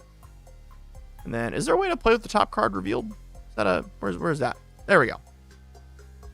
Okay, okay, pretty good, pretty good. Oh, and a Crucible on the top. Oh my gosh. So, we're going to go Llanowar Wastes. And then Ice-Till Explorer and Watery Grave from our graveyard. And then Crop Rotation to get this Crucible of Worlds off the top of our library. We'll also Surveil it into the graveyard anyway. We no longer need it now that we got Ice-Till Explorer. Oh, and we mill a card anyway when we play a land. Sorry. And so the Farseek will go in the grave too. And then we're going to look for a land we want. I think it's probably Alchemist Refuge to give us flash if we need it. I'm trying to think of any other land card I like really, really want on our battlefield right now. But I'm pretty sure it's going to be... Oh, wait, let's get Dark Depths. Cool. We get Dark Depths. It'll enter with the ice counters on it. And let's say we sacked Llanowar Wastes to do it. Yo, what's up, Otter Pirate? Stream's going good so far. Now we get to do something crazy. So we're going to play Llanowar Wastes from our graveyard, which allows us to mill the Morphic Pool through the Ice-Till. Then we'll play the Morphic Pool, which will mill the Barrier Breach. And then we also now have more than 7, so we also make a 2/2 zombie. Bonk. And then we'll cast our Nyx Bloom Ancient. Boom. That's crazy. And then we want the Finale of Eternity. I'm pretty sure. Is there anything? We only have 1 creature in our graveyard. So Finale of Eternity really doesn't matter to us. So I think we're going to Surveil it. And the Arbor Elf. That's fine. Very good. Very good. All right. Next turn. We will play... Do we have a land in our graveyard? We do. We'll play this Forest from our graveyard. That'll mill the Gemstone Mine. We will Surveil the Talisman and the Ley Line away because we don't care about either of those. And then we'll probably untap all creatures we control. Float 2 mana Reigns of Power. Untap Glarb. Play a land mill. Surveil 2. There we go. There's a card we want to play. That's not bad. But at any moment we can Neoform. Oh, and also we make 2 more 2/2 zombies. So we can Neoform for something crazy here if we want. But as you can see, the deck's doing the thing it wants to do. It's making zombies. It's doing a ton of landfall triggers. Yo, what's up, Blight Widow MTG? So let's go to our next turn. We'll get the Finale. We don't care about... Oh, we do care about Search for Tomorrow. But we have no way to draw it unless we want a Finale now. And I don't know if we want to do that yet. So we'll just play a land. Surveil, or we get to mill 1. We don't care about Void Slime. Let's surveil. Surveil. Play Overgrown Tomb off the top. We get to mill a card. Okay. Okay, Necrotic Ooze. We can easily cast that. Necrotic Ooze comes out, and now it has all the stuff in our graveyard. What do we got? I think it's just a bunch of tapping. No other activated abilities. Yeah, just a bunch of that. How was the rest of my con? It was incredible. Oh my goodness. I loved it. Atlanta was amazing. And I think now it's time. We're going to go 1, 2, 3, 4, 5, 6, 7, 8, 9, 10, 11, 12, 13, 14, 15, 16. And we're going to draw 14 cards and untap 5 lands. And we're going to have no maximum hand taps for the rest of the game. So we're going to draw 14 cards, untap the 5 lands, which, by the way, all tap for 3 extra mana. Or 2 extra mana. And do we find anything that'll end the game? Ah, we find Kusho, the Evening Star, Thespian Stage, which will put Merit Lodge token onto the battlefield by copying Dark Depths after tapping it. We'll make a 2020 Merit Lodge token. And then we can play Dark Depths from our graveyard in mill 1. Dear God. Oh, and then we have Tassiger, and we can start churning through our graveyard and getting everything back. Ooh. Oh. God. Yeah, I cooked hard. Oh, wait a minute. And then we can Neoform the Tassiger. Wait, what do we want to get from that? Hold on. What are we Neoforming here? What other screwed up stuff did I put in this deck? Ah, there we go. Not bad. We'll just go grab the Secret Commander Damia Sage of Stone. Skip your draw step at the beginning of your upkeep. If you have fewer than 7, draw equal to the difference. What's up, T-Gat? Welcome, welcome, welcome. Awesome. That was a fun deck. Brian, I hope you enjoy this one, Brian. Thank you for ordering. Let's see what our next deck is. It's for Danny. Oh, dude, I'm excited about this deck. I am very excited about this deck. This is an Obraya deck. We're going to get into some fairy action, y'all. Are y'all ready for some fairy action? You better be. All right. Let's do this. So, O'Brien says, whenever another fairy enters the battlefield under your control, each opponent loses 1 life. Brian, Danny, I'm excited for you. Okay, so, long story short, I wanted to make this deck do a little bit more than what was requested. So I'm going to get into the request first and then explain where I decided to go a little different. So, Danny, you said, O'Brien, if possible, but I'm open to suggestions of a better idea. I'd like the deck to be a Spiderwick Chronicles Feywilds themed deck, and the main goal is to have fun and be a chaotic trickster. So, I leaned a little bit more into the chaotic style for you, with things like Sower of Temptation. So, oh, this art stinks. Let's get the good art out. Yeah, baby. Where'd it go? There we go. So the Sower of Temptation says, whenever Sower of Temptation enters the battlefield, gain control of target creature as long as it remains on the battlefield. I wanted effects like this. So we have things like Sower of Temptation. We have Spell Stutter Sprite that can flash in at any moment. Obviously, like the Brazen Borrower, Urtai. And I wanted to have this like trickster flash fairy style gameplay to it, to where no one knows what's coming next.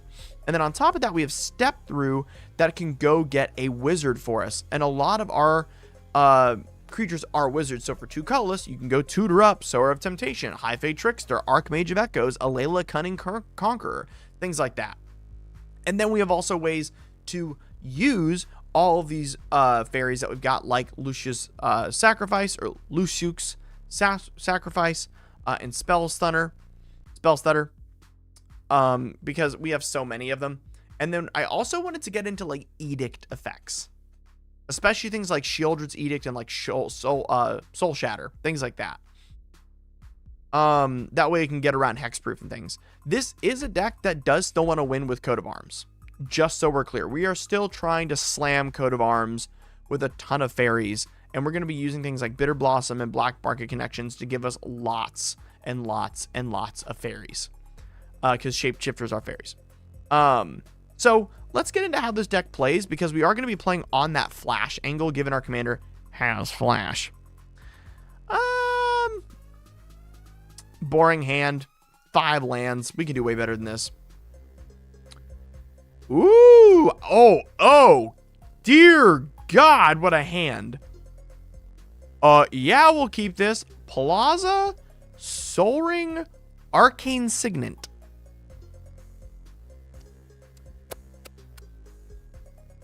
Okay. Herald's Horn, O'Brien?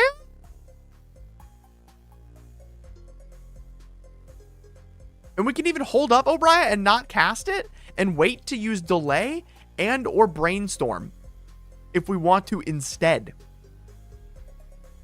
So we'll probably just Brainstorm because we don't even need the commander yet because we don't have any other fairies yet. So we'll Brainstorm 1, 2, 3. We'll draw the fairy and we'll put the land back on top and that. Go to the next turn. Land. Oh, wait. The Herald's Horn flips the creature we put back on top. So we just get this for free. And it's 1 less to cast on top of this. So now it only costs the blue and the black, or just the 2 blue. We only have 1 blue available right now. For our commander via Plaza of Heroes. So we're going to use it there. And then we're going to use the other blue we have available for the Fairy Harbinger. And we can actually keep up the swamp as well. And so we'll drain our opponents for 1. We'll get the Fairy Harbinger. And when it comes into play, search your library for a fairy card.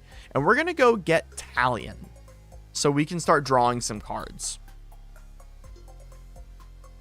And that brings Talion to hand. So next turn, upkeep, flip. It is a fairy, so that'll go into hand with Herald's Horn. We'll draw. Oh my gosh. Wait, dude, I cooked. What? Oh my gosh. I cooked hard. All right, 1 blue for Emrakul's Messenger. When you draw your second card each turn, choose a 0/1 colorless. Oh yeah, and you can sacrifice it. Nice. Drain them for 1. And then we're going to get to go blue for a legendary with Plaza of Heroes into floating a colorless with the Soul Ring and a black for Talion. And then if we want to, now we have a colorless and a black floating for Fairy Fencing. And like we kill someone's like Kennen or something.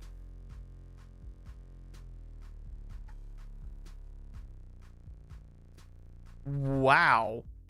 And then let's say we draw 2 through Talion, and then we draw our second. So then we get an Eldrazi spawn. You okay, Poco? Oh.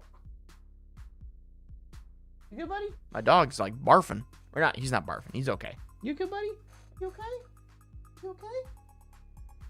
You're good. Okay, sorry, my dog was in the corner like, brr, brr. All right.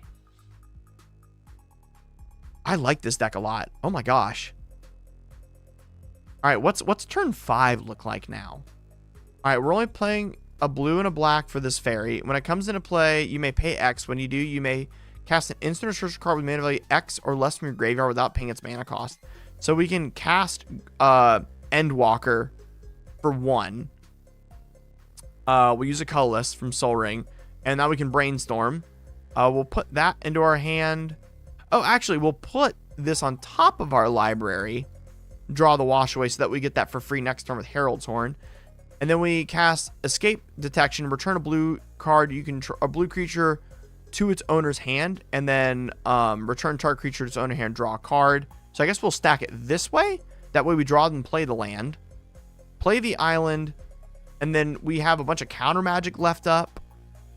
And then next turn it's take the Likeness Looter and then draw a card. We can play both of these fairies. That's another 2.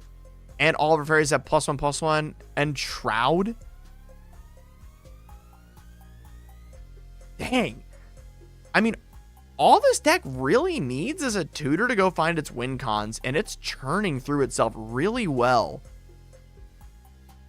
It's pretty good. And all the while, you're constantly draining everyone for 1 life every fairy you put out. And this deck is going to get a lot better with Lorwyn. So if you guys, are ready, this deck's going to get a lot of new stuff in Lorwyn. So be looking out. This is pretty good. I'm happy with this one. It's not a powerhouse. Honestly, right now, this feels bracket 2 instead of bracket 3 because I didn't put any game changers in yet. But because I couldn't decide. I think all the game changers need to be tutors. Honestly. The other thing is this deck is on a $150 a budget. So I needed to keep it under there too. So the land base is basically just basics. And no, it's not. Never mind. I got Water Grave. Never mind. It's not just basics. I definitely put in a couple nice ones in there. There's a Water Grave in there. Yeah. I think this deck just really needs tutors. And maybe not just Black Market Connections. It could probably use a Phyrexian Arena, to be completely honest. Nice. Yeah, this one's solid. This one's very solid. Yeah, this is a really good bracket 3 list. I'm happy with this. Thank you so much for ordering that one. We got a next one for Frisky Nips. Thanks a lot for making me say that one. This is another Glarb deck, but we're going for a very different strategy with this Glarb list, everybody. I know we just looked at one, so Frisky, get ready. We're about to go over a little bit of a different Glarb list. This is a bracket 4 Glarb list with no budget. So get ready, because we're about to go off the rails. Scalding Tarn. Put that in the graveyard. We're going to go get a Bayou. Or not a Bayou. Going to get a Badlands. No, not a Badlands. Am I dumb? Oh, Tropical Island. That's what I'm trying to think of. Doy. Go get a Tropical. And then we're going to Diamond, put away the Bloodstained Mire into a Talisman. And then we're going to play out the Senseis. And then we're going to Noxious Revival the Bloodstained Mire back on top of the library. Go to our next turn. Bloodstained Mire. Tap for 3. Glarb. Now we get to play with the top of our deck revealed. Nice, nice, nice. And then probably just fetch away the Rejuvenating Springs. Yeah, well, because we don't particularly want that in our graveyard. Actually, we do. Yeah, we'll Surveil. Rejuvenating Springs, more of a pull into the graveyard. Now we'll fetch. Okay. Cool. Let's fetch. You're very welcome, Anime King. You're very welcome. We're going to fetch. We'll go get an Underground Sea. Boop. And now with the remaining mana, we'll pay 1 and look at the top 3 of our library. Oh. That's pretty good. That's pretty good. That's pretty good. I think we want the Lurking Predators. Yeah. Yeah. Yeah. Yeah, we want the Lurking Predators. No. No, we want land Lurking Predators. Right. All right. Land Lurking Predators. No, we want land Lurking Predators. Yep. There we go. There we go. All right, next turn. Play a land for turn. Wait. No, we want Lurking Predators on top. Okay. That's what we do. We do Surveil 2. Bonk, bonk. And then... Oh, that's why we don't. So we do want 1 land. We play land from top of library with Glarb into Seedborn. There we go. We did it, guys. We broke Seedborn Muse. We'll untap. our non-land permanents. We will pay 1 through Sensei's on the next person's thing. We'll look at the top.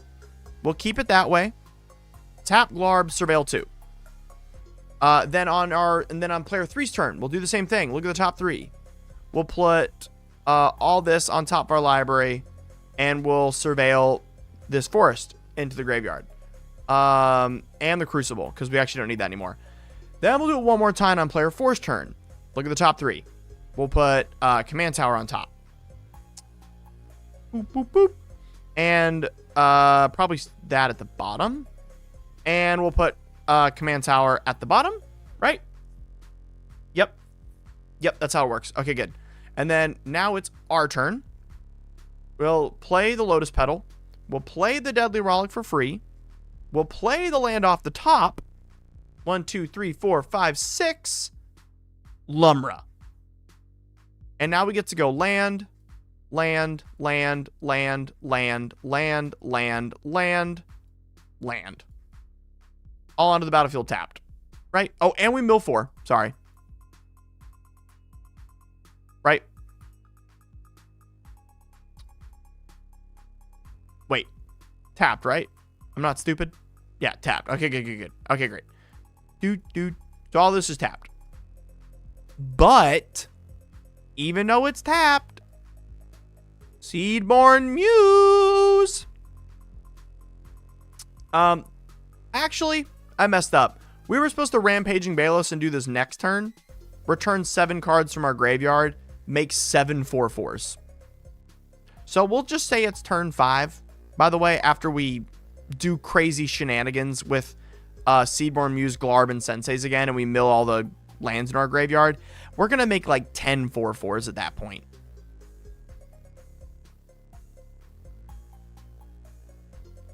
So turn 5.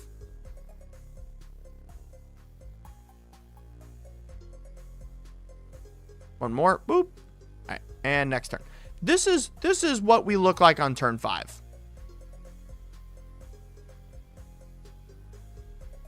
How we feeling about that? Oh, and then we can Sensei's the loot into our hand.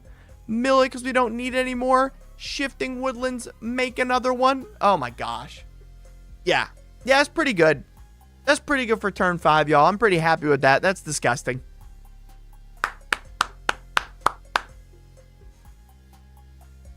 Pretty happy with that. Hot dog. Dang. We didn't tutor once that game, did we? That was without tutoring. Wow. You could depower this a little bit and put it in bracket 3 and it'd be pretty dang fun. Which, by the way, I'm saying that because it asked to be able to do that. Boom, boom, boom, boom, boom. So this deck does in fact float down to bracket upper bracket 3 or is allowed to be bracket 4. That was within the request for Frisky. On to our next deck. Ooh. Oh. Who ordered the Green Goblin? Please sound off, because apparently I forgot to put your name. Who ordered Green Goblin? Let me find you. Hold up. It was one of you. It was one of you. Hold on. I'm looking back in the submissions. Let's figure out which one of you ordered Green Goblin.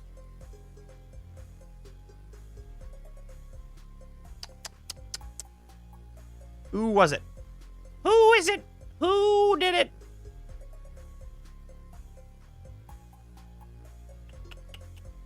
Come on. So many submissions. I gotta figure out who did the Green Goblin. Holy crap. There's a lot of... Ah, here it is. Bobby. It was Bobby. All right, Bobby. So, everyone, this is a little bit of a different Green Goblin list than you've probably seen on the internet so far. Let's talk about why. So, this submission says, hey, I want to replace my Magar deck and be less one note and more robust. It's been fun, but time for a change. And then also, you want it to be a strong bracket 3 with Lotus Bloom. right? Lotus Bloom. Oh, no, less bloom and more or bust. And it says, I'm not a big fan of win cons that I am not a big fan of win cons that defy reasonable threat assessment, which is why I like the idea of Green Goblin, because my graveyard is visible. Funky, weird combos are fine. Winning is not the end all be all for me playing this commander. And I believe you said no infinites as well. No, you were fine with infinites. Yes. Okay. If I wasn't short on cash right now, I would order a Gwen Stacy CDH deck. Ooh, my gosh, that'll be awesome. Yeah, absolutely. Good evening, Lucky. Good evening. All right, let's get into what Bobby ordered and why. Let's put Green Gobbo as our commander, currently being brewed.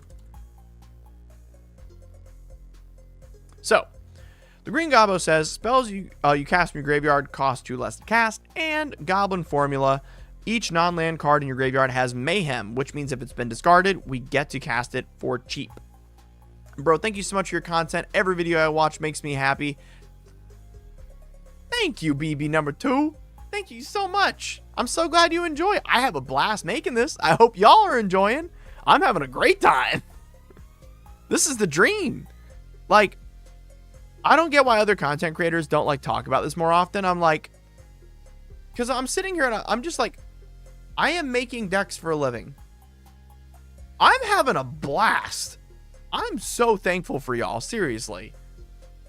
So I wanted to make a deck that played open-handed as requested. So we are going to do a Professor Onyx and a Blade Wing Tyrant style win con deck, as well as Orcish Bowmaster. So Professor Onyx says, whenever you cast or copy an instant or sorcery, each opponent loses 2 life. We can just do that manually in this deck. Like, just manually. What's up, BB number 2? Can I ask some advice on an Izzet commander? Fire away. We're just chilling tonight. I'd love to.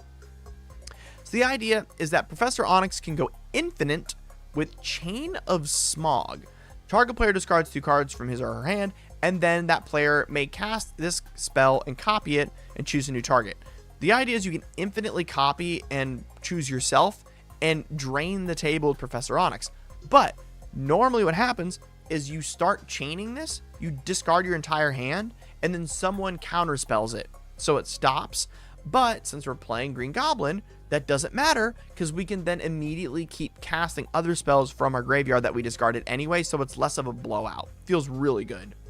We're also going to be on Birgi, God of Storytelling, and Electro Assaulting Battery in order to make more mana and cast more spells on storm turns.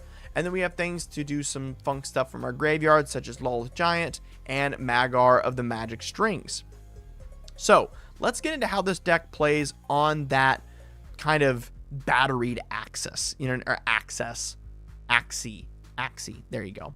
So we want a hand that can put Green Goblin out and something that can put stuff in our graveyard. This hand does it. It's got the lands for it, and it has Electro, and it's got Wheel of Fortune, and it's got the mana for it. We'll keep this one. So we'll draw for turn. We'll play Polluted Delta, fetch, and we're going to go get Blood Crypt. Unless I'm blind and it's already in our hand, and it's not. Thank God. All right. Next turn. Oh, Will the Jest Guy too. Luxury Suite pass. Ooh. Ragavan. Nice. For later. So we'll pay 3 and we'll cast Electro. Turn 4. Underground River. 1, 2, 3, 4. Play Gobbo. Now this is where it gets fun. So we are going to do... we're going to do more than just have fun. Oh, Lord have mercy. Oh, this turn 5 is about to be disgusting. All right, everybody. Lock in.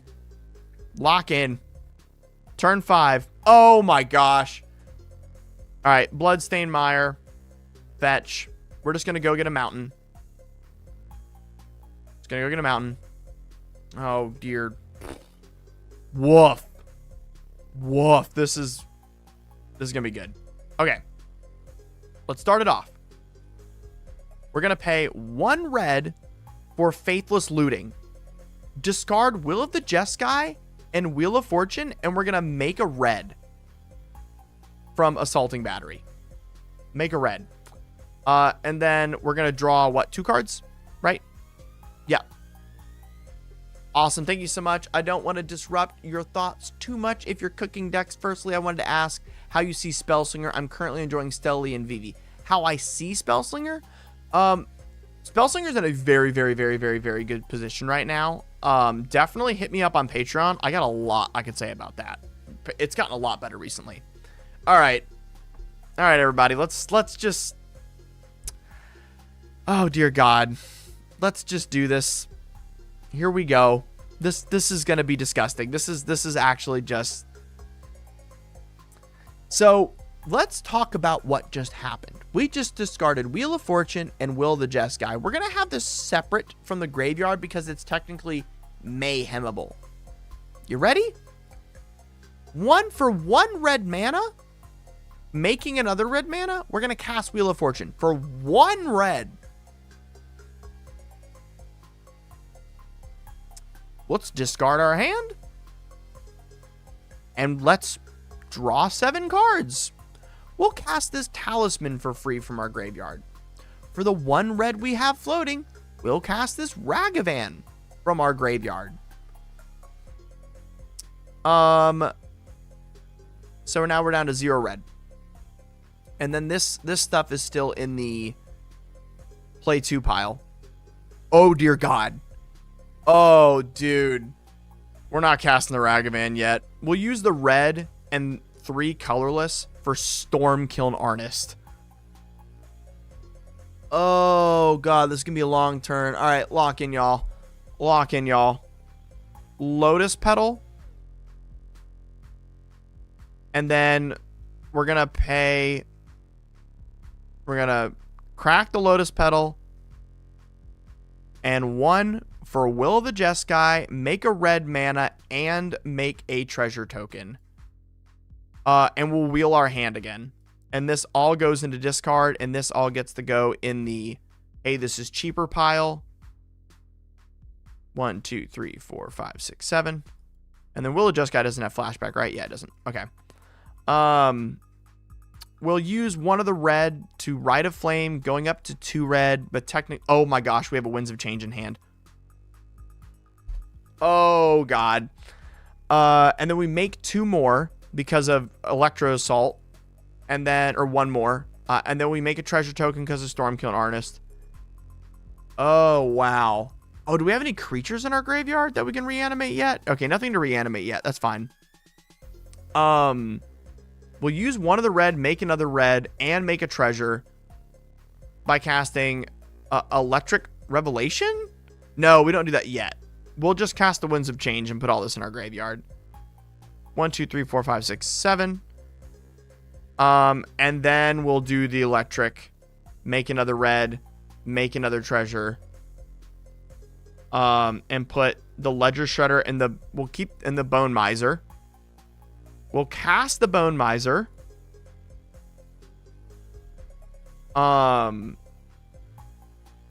Oh, gosh. The Conqueror's Flail for free. And then we go steal someone else's... We make the other treasure. We go steal someone else's Wheel of Fortune. We cast it. Talisman for free out of our graveyard. Oh, wow. We have enough for Bolus's Citadel and Bladewing Tyrant here, too.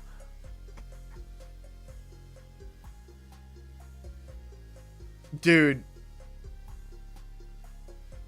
Oh, Kanan, you're right. Yeah, duh. It's okay. We didn't even do anything with the stuff we did with the Winds of Change anyway. That didn't even affect what we did. It shuffles the cards into their library. So all these just went into library, which isn't a bad thing. We didn't cast any of them anyway. Shuffle. Then we drew that hand, and that goes in graveyard. Dear God. Yeah. Wow. Wow, what a deck. Yeah, there's so much you can do with this now. Yeah. It's just an insanely good, like, base Storm Grixis deck that can do just stupid stuff with discarding, which is one of my favorite mechanics in Red. So, to show what I did to make this deck pump a little faster than most decks do, I decided to put in things like Jaxus that give us discard discretion, as well as Burning Inquiry, Cathartic Reunion, Chain of Smog, Dark Deal, Faithless Looting, Wheel of Fortune, Will the Jeskai, Windfall, Big Score, Electric Revelation, Faithless Salvaging. I think I had one more that I missed, and Faithless Looting. I probably just didn't say Faithless Looting. And Faithless Looting, yeah. Just nasty. Being able to choose what cards you discard is so disgusting in this deck. And then on top of all this, I do have Value Flood Collar. That way we can do this all at instant speed, as well as High Fate Trickster on other people's turns. Just makes everything so much easier to pull off, especially when our friends are starting to remove things and we need to act on a dime. And plus, High Fate Trickster and Value Flood Collar, only 1 mana if we discard things. And that's what makes one with nothing at instant speed insane. 1 black mana, discard our hand, and then instantly cast for 1 mana Value Flood Collar. And then we're at flash speed and we can start going nuts. Like, it's just nasty. It's just nasty, nasty, nasty. Love it, love it, love it. All right, y'all. What is our next deck? It's Gudamain. Gudamain. As an Italian, thank you. Thank you, Gudamain. Good old Gouda. All right. This deck request is a little bit more interesting than most, I would say. So, Gudamain requested a deck that is full on chaos. Let me read it for you real quick. Let me look through. All right, let's find Gudamain. Gudamain. Let's find your deck request. Gudamain, there you are. All right, Gudamain, you said you wanted Xantcha Sleeper Agent. You said, what are your dreams and theme goal for this deck? It is chaos. I want something unhinged and basically the opposite of Group Hug. I want to gift creatures, goad creatures, maybe some dice rolls, coin flips. I want to pit my pot against each other while I sit back as the puppet master, enjoying the chaos and politic while I quietly build up my board or gather pieces for my win con. You selected Geneva Suggestion.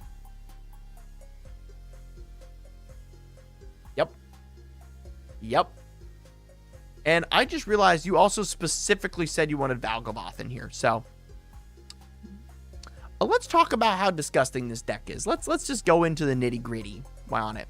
So Xantcha says, whenever Xantcha enters the battlefield under your control, it enters the battlefield under the control of our opponents. Xantcha attacks each combative able and can't attack its owner or planeswalkers they control. For 3 generic, Xantcha's controller loses 2 life, you draw a card, and any player may activate this ability. This card would have been so much better if it was green, if it was Gruul. I wish this card was green, red, black. It would have made it amazing, because then you can give people extra mana to do it even more. So let's talk about what we're passing around the table. We have Alexios. We have, of course, Slicer. And then we have lots of things to goad in this deck, such as the man himself, the Aura Farmer, Bailiff, Entertainer. We also have like really weird coin flippy nutso stuff like Rakdos Showstopper. It says whenever Rakdos Showstopper enters the battlefield, flip a coin for each creature that isn't a demon or imp. Destroy each creature whose coin comes up tails. I would like you to know, I played this card at pre-release for this set. And, yeah, I flipped heads for everything. I didn't get to destroy a single creature. And there were 6. Yeah, that sucked. We also have crazy stuff like Sower of Discord, which is going to make things even harder for everybody. And then things like Stuffy Doll to put people in juxtapositions. One of my favorite cards in this deck is Temporal Extortion. Whenever you cast a spell, any player may pay half their life, rounded up. And if the player does, if they do, you don't get to take the extra turn. If not, take an extra turn after this one. Play this card with the blood letter out to where they have to pay their entire life for you not to take an extra turn because it says they lose twice whatever they pay. Just disgusting. We have things like Mana Clash. We have things like Theros of Chaos or Throes of Chaos. And then we also have Warp World. I'm sure many of you already know this card and probably hate it. Each player shuffles all permanents he or she owns into his or her library, then reveals that many cards on the top of his or her library.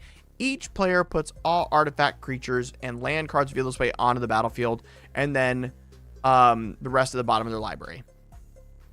Talk about crazy. So let's get into how this deck is meant to be played. So the biggest thing is we are all in on trying to get Xantcha out, but we also need our own level of craziness. So we honestly normally want a low land count. So 2 is perfect here. So we're going to draw for turn, play a land. We got nothing on turn 1. Go to turn 2. Land into Talisman. Perfect. Next turn. We do not, I repeat, do not want to cast Xantcha yet. Trust me.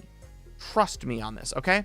We want to play something like Shiny Impetus, where we enchant someone's creature, and we're going to, like, say, enchant creature gets +2/+2 and is goaded. Whenever an enchanted creature attacks, you create a treasure token, and we're going to enchant someone else's creature that already has, you know, whatever in it. We've started the chaos. We've started the chaos, and we're going to make a treasure token they attack. All right, turn 4. We're going to play Xantcha, and we're going to hold up a Vandal Blast, and then we're going to make another treasure. And, you know, and Xantcha's being passed around now. The chaos has started. And the reason we didn't cast Xantcha yet is you want to let other people get into the weeds and have their own problems first. So we got that going. Now, we have a total of 7 mana. We can play Tyrant of Discord on this turn. And we will. Whenever Tyrant of Discord enters the battlefield, target opponent chooses a permanent he or she controls at random and sacrifices it. If a non-land permanent is sacrificed this way, repeat the process. Yeah. So we're going to clear house on one of our opponents for fun. The chaos has begun. Next turn, we can either temporal extortion. We can Void of Torment. We can Parasitic Implication. Every turn is chaos now. Every turn. And the good thing is we didn't do anything disgusting before turn 6 to make people go, I hate this. Why are they doing this? We want to do it past turn 5 so we can, like, placate the idea. So when our opponents hear this, hey guys, I'm aiming it at the person we don't like, you know? Yeah. Don't worry about the definitely not firearm in my hand right now. We're fine. We're chilling. We're chilling. Nothing's in my hands. You didn't hear that, you know? But that's the main gameplay. We always like to see any kind of ramp in our hand, like Coveted Jewel for late game, and like Sunbird's Invocation, Coveted Jewel, wonderful things, because that is the way we keep relevant. I'm trying to show Treasure Nabber, very relevant. So be thinking about that when you play a deck like this. But thank you so much, Goodmain. Thank you for the deck submission. It's time for our next deck for Hunter. Hunter. You asked Hunter. Funny. Anime. Joke. All right, Hunter, what did you ask for? Let's look what Hunter asked for. I think I saw your name recently in my little list. Let's get this going. There we go, Hunter. Hunter, you said, I'm looking for an artifact commander, specifically Townsnos Solemn Survivor, because I like Reanimator, but I'm open to other options, but I like his low CMC. My good sir, Hunter, are you ready to experience Golbez the Collector? I did, in fact, decide on a different commander for you, and I knew it would cook so hard you would not be able to resist. Welcome to Golbez Reanimator. So, Golbez says, whenever an artifact you control enters the battlefield, surveil 1. So we get to go even harder. into artifacts here. And then it says, whenever you begin, at the beginning of your end step, if you control 4 or more artifacts, return a target creature card from your graveyard to your hand. Then if you control 8 or more artifacts, each opponent loses life. So you also said, friends have started an arms race. I'm looking to put them back in their place. I'm looking at a high bracket 3 or low bracket 4. Feel free to pop off with the deck. And the budget was around $600 at the high end with no Thoracle. Are you ready to reanimate Blightsteel Colossus? And then take extra turns to hit people with him? And put Blade of Selves on him? You know what Blade of Selves is? Huh? You ever heard of Blade of Selves? No? Well, let's read it together. So, Blade of Selves says, a cryptic creature has Myriad. That means a copy of it attacks each creature. Blightsteel Colossus is in fact not legendary. You are going to kill the whole table with that. Just nasty. Just nasty. So, the idea of this deck is you want to play as many artifacts as possible to eventually mill that card into your graveyard. And then we're going to use Time Sieve as a backup if you don't find Blade of Selves to take extra turns in order to hit everyone with your Blightsteel Colossus. So let's get into how this plays for a second, because we really want to accelerate our game plan as fast as possible. Obviously on a budget like we talked about here. We are on a budget. We can't just be throwing Mox Diamonds and stuff out. There we go. Okay. This is on a mold of 6. All right. Let's show a mold of 6 in this deck, everybody. Let's draw. Land. And then we'll stop there. I know. But Death Cat, you can play so many other things. Hush, child. Hush. But in fact, because we have Doom Whisperer, we actually can just play everything out. But we'll get more value from not. So we'll wait. Next turn. Land. Golbez. Guys, I went land, commander. Why are you looking at me? Come on. I'm just a little guy. What are you doing? Why are you looking at me, right? That's what your friends are going to think. Now let's go to turn 3. Land. Soul Ring, Surveil. Thought Vessel, Surveil. Chromatic Lantern, Surveil. What are you doing with your graveyard over there? Nothing. You know. Not much. What about you? Not much. What about you? You know. Arcane Signet, Surveil. Demir, Surveil. Land for turn. Doom Whisper. Pay 2 life, starts surveilling like a madman. Everything's going in this graveyard until we see a Blightsteel Colossus, baby! We found a Blightsteel Colossus. So we paid like 8 life or something like that. Oh, what's that? End step? What's that? What are we going to do? What are we going to do? We're going to put it in our hand, baby. Let's go. Next turn, we draw. We go bing, bang, boom, bop, boop, boop, bop, boop, bort, bang. Blightsteel Colossus. Now we're going to start smacking people with it. Could we have done that on turn 4? Yes, but we wouldn't have had the mana to cast it anyway, so that's why we waited. That's how we do around here, baby. That's how we do around here. But this deck's got some secret sauce. This deck's got some secret sauce. I'm gonna go find the secret sauce so I can show it off for you real quick. And then we're gonna play it out. Where is he? Where is my secret sauce? Oh, there's a lot of sirens outside. I hope everything's okay. Not at my house. There's a lot of sirens. You know what would be funny? You know what would be really funny? When I'm done with this, we're going to Google the news. We're going to see what's happening near me. Where's my secret sauce?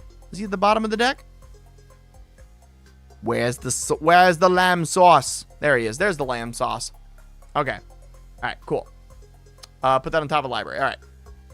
Let me show you the sauce, guys. Let me show you the sauce. All right. All right. All right. Draw for turn. Land. And then again, like we said, we don't do anything. We're a little dude, you know, whatever. Golbez. Oh, yeah, yo, whatever, man. I'm just chilling. You know, whatever, man. You know, land. And then we're going to put out the sauce. We're going to put out Mateo, Archon, Elder. Whenever you scry or surveil, draw a card. Yeah. It's only funny till you find out what's going on, everybody. We're going to play that. We're going to play. And again, you know what we're going to do? We ain't going to do nothing. I didn't do nothing. Nothing.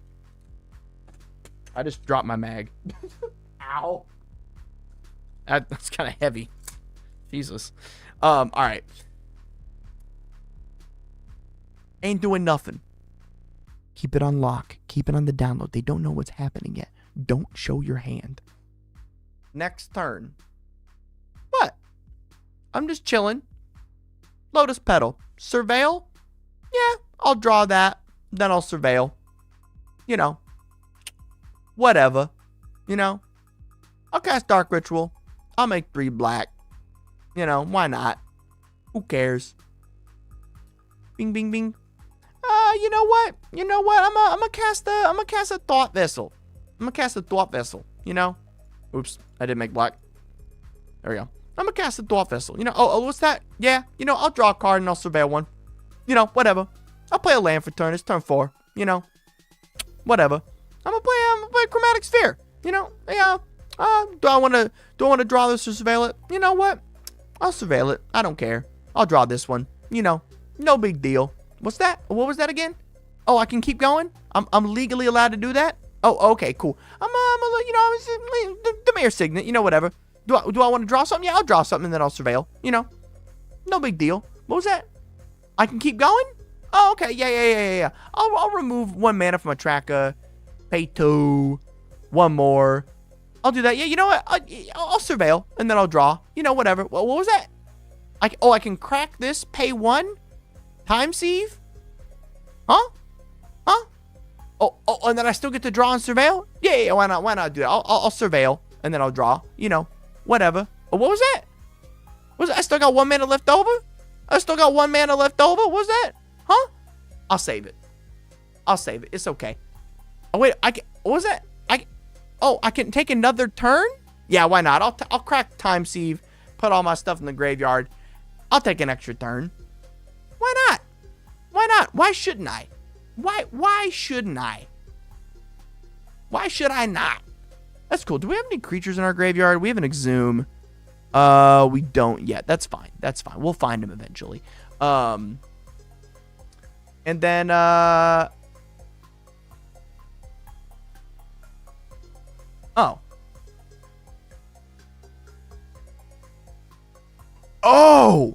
Oh no! Oh god! Encroaching Mycosynth, non-land permanents you control are artifacts and additional to other types. Ooh. And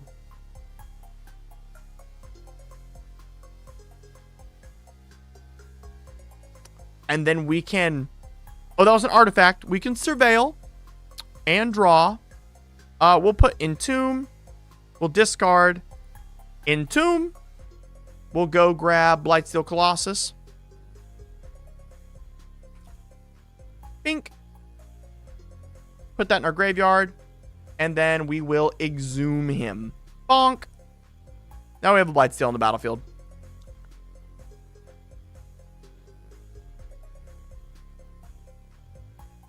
It says whenever you surveil or draw, you draw a card. So you surveil first. So surveiling means I can keep it on top or I can put it in the graveyard. So right now I'm going to surveil and I see Blade of... I think we win the game here. Oh no, we're one artifact short from winning the game with this. Dang. Anyway, so I would surveil. I'd say I want to keep Blade of Cells on the top, and so instead I draw. Instead of putting it in my graveyard, or after I've surveilled, which is I've surveilled by putting it on top, then I draw Blade of Cells. Then, if we had an extra non-land permanent out, we could tap the Time Sieve, plus whatever, like let's say this was one. We could put all this in our graveyard, go to our next turn, Blade of Selves onto the Blightsteel and attack in and win the game.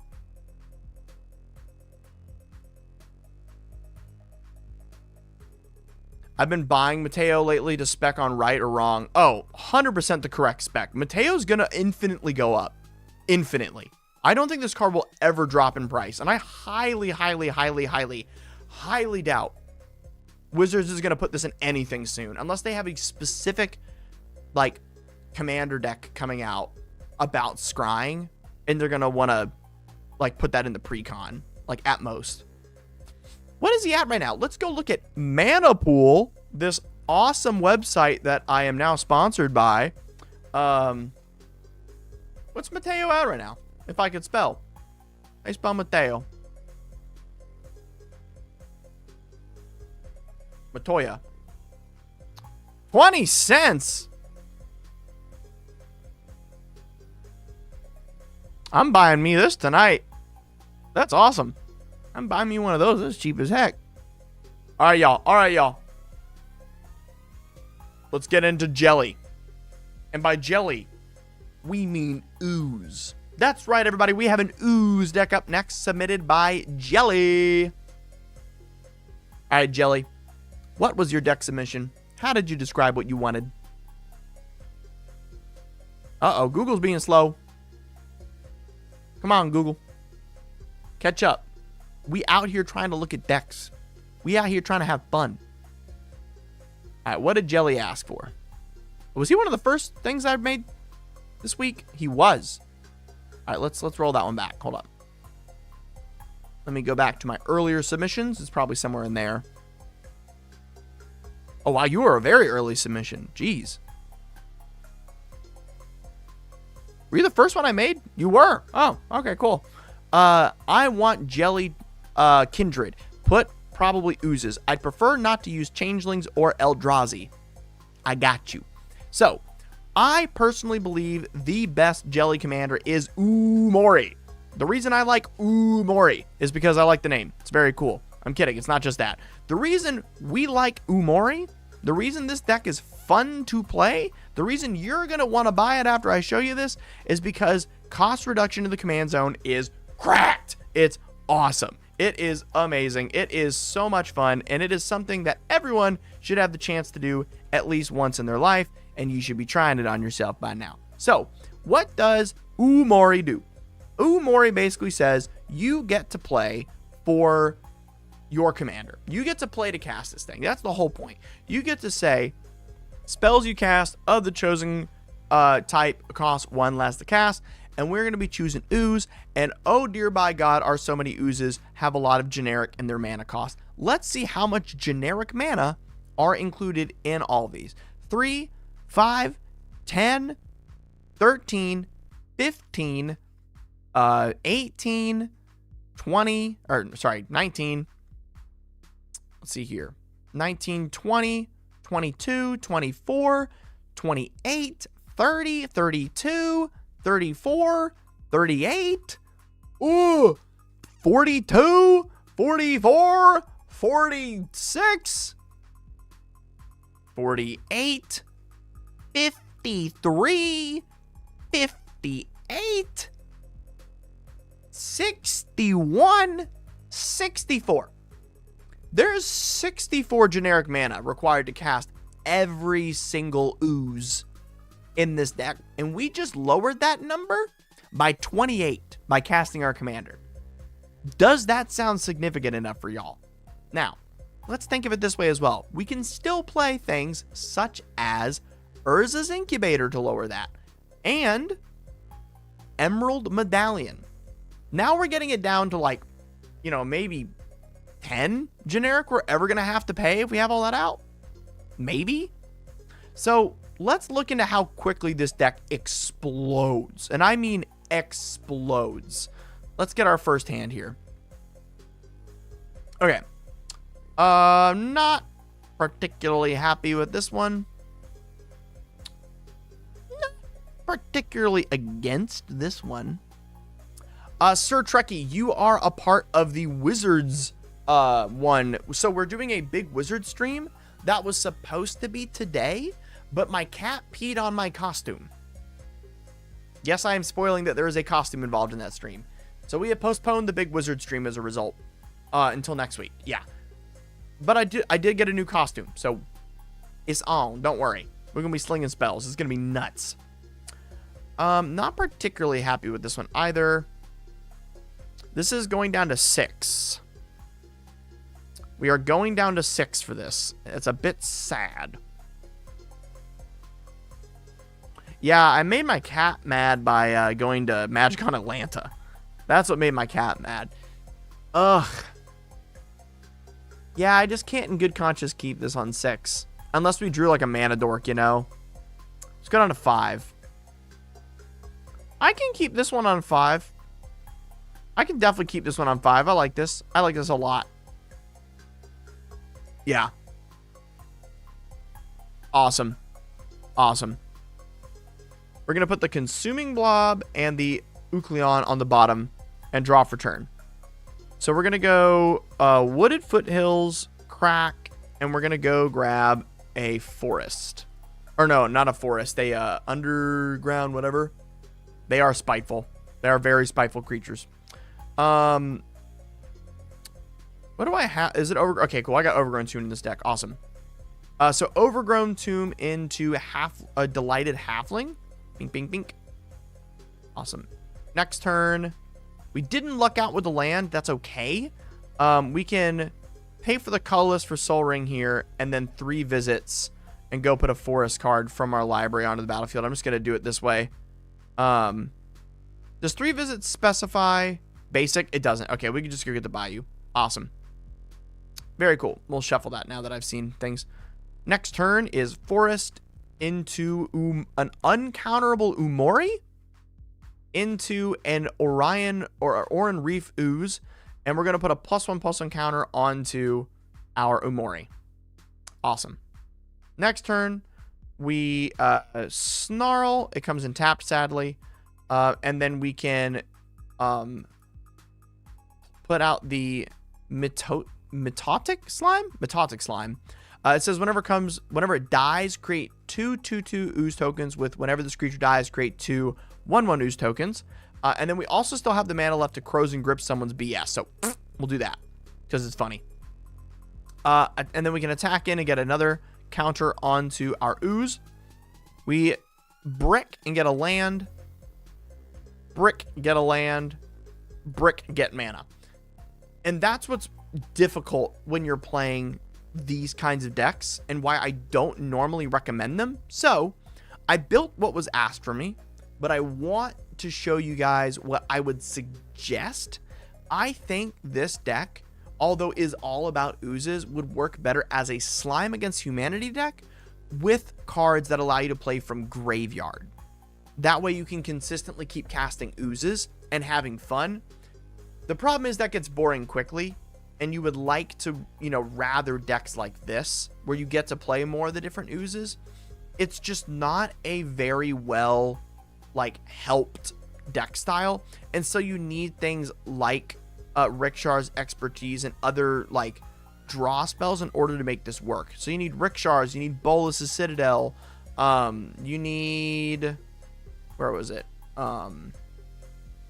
Herald's Horn, you need Lifecrafter's Bestiary in order to draw, and that's what we're aiming for in our opening hand. Not just mana. And that's what's difficult about mulliganing a deck like this. There we go. This hand you can keep as long as you draw a land, but with no lands you can't, but it would have been perfect. All right, let's go down to 6. There we go. Lifecrafter's Bestiary with 3 lands. That's keepable. Let's get other examples here. Yep. There we go. So this is going down to 5. Let's show you guys what going down to 5 in a hand in a deck like this looks like. So we'll draw for turn, Undergrowth Stadium, Elves of Deep Shadow, and then we're gonna play land into our Urza's Incubator, choose ooze, land. We're going to, in upkeep, we're going to Worldly Tutor. Bing, bing, bing. And we're going to go grab Beast Whisper, put it into hand. Bing, bing, bing, bing, bing. And we're going to pay 2 for Umori. And then play a land for turn. Next turn, we can play out the Beast Whisper. Bonk. And then after that, it's land. And then our only ooze in hand only costs 2 mana because of everything we have. So we can play out Lifecraster's Bestiary for 2. Then play out the ooze. And then sadly we can't pay to draw the card because we don't have enough for that, but we do draw a card for casting the ooze, which is awesome. And then we just have interaction and more lands from there, which is fine. And then we get an ooze for the next turn. We can pay to draw a card, and then we draw a card off of Beast Whisper. As soon as you can see, like, these things can just brick. It just happens. And that's what happens with lower power, decks like this. And so it's just a danger you run when you order stuff like this. And so if you plan on playing this and the bricking is just too annoying, you are gonna have to give up the things that make either the deck faster, more resilient, or more on theme. But I wanted to stick to the order. So that's where this deck landed. It's the deck I've probably been the least happy about in the 98 decks I've built for this channel so far. And it's still a good deck. But I just wanted to show you guys what happens when I run into a problem like this and where they land and how I just have to be like honest, about it. So Jelly, if you don't like the deck, if you're not happy with it, if it ended up not being what you wanted, please message me. I will be happy to make you another deck. I just wanted to be true to what you asked me, and your deck request was very specific. So I did my best. Namaste. Is Jet in chat? We got Jet up next. Jet did Arkham Daxum. Let's read out this submission. Let's find Jet's submission.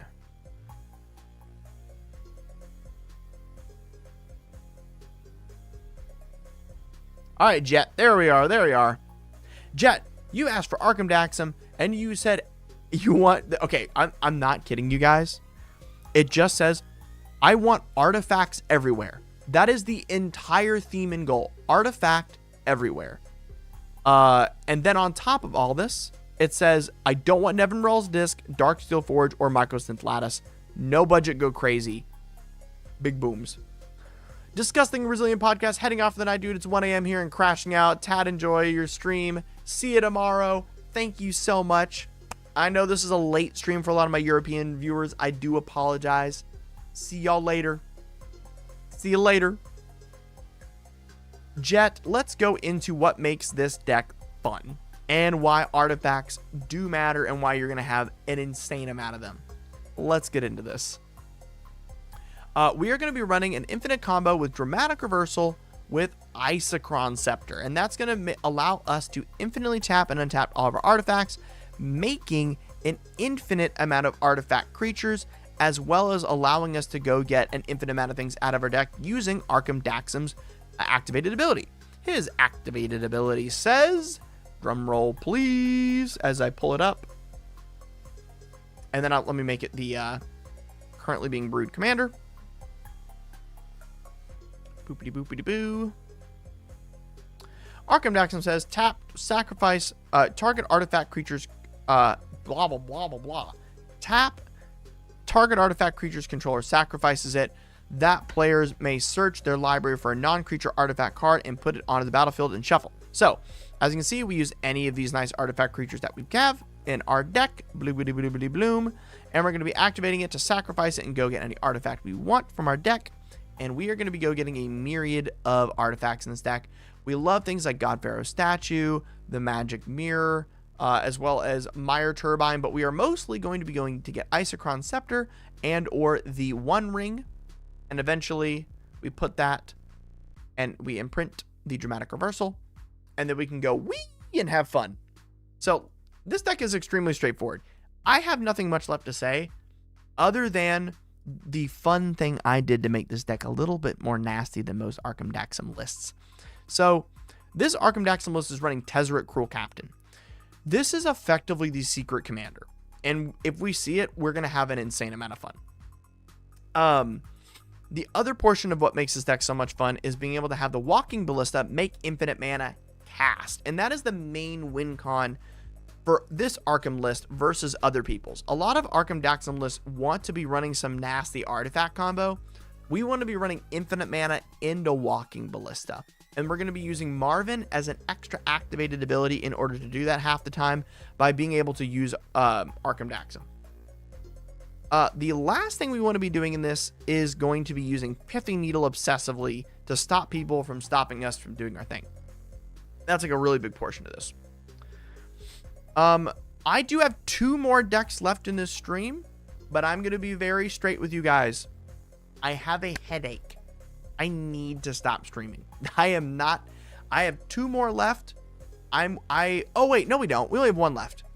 No, okay, we do. We have Steven's, Jared's Carthalion, and we have Serpent's Netherite deck. I have a massive headache from the lights. I gotta stop tonight. If that's okay with everybody, if that's okay, I will in fact be on tomorrow for more decks. Do not worry. But I do need to end it here a little bit abruptly due to the headache. It's getting to the point where I'm like, I need to lay down. Not doing good. So I will be back tomorrow. Thank you everyone who has donated today. Thank you for everyone who is watching. This has been a fantastic stream. I do need to also... Oh, it's my wife! It's my wife! Oh my God! Hold on. I don't care if I have a headache. I'm getting to say hi to... Hello, baby! I know you have terrible connection as you were in China. I love you. I miss you so much. I am dying without you. Please come home. Oh my goodness. Guys, thank you so much for watching. Sultan, I will be willing to send that deck to you. Absolutely. DM me on Discord. I will send it to you. Also, Catherine, if you did not know this already, you and I are now Mr. and Mrs. Krabs. I don't make the rules. The donators do. And we have been donated enough money to go on a very, very, very, very, very nice date on Wednesday. My stream is actively funding our date nights now. I need you to know that. All right, guys. DM me on Discord if you did not get it. I will talk to you guys later. Bye-bye. Bye, everybody.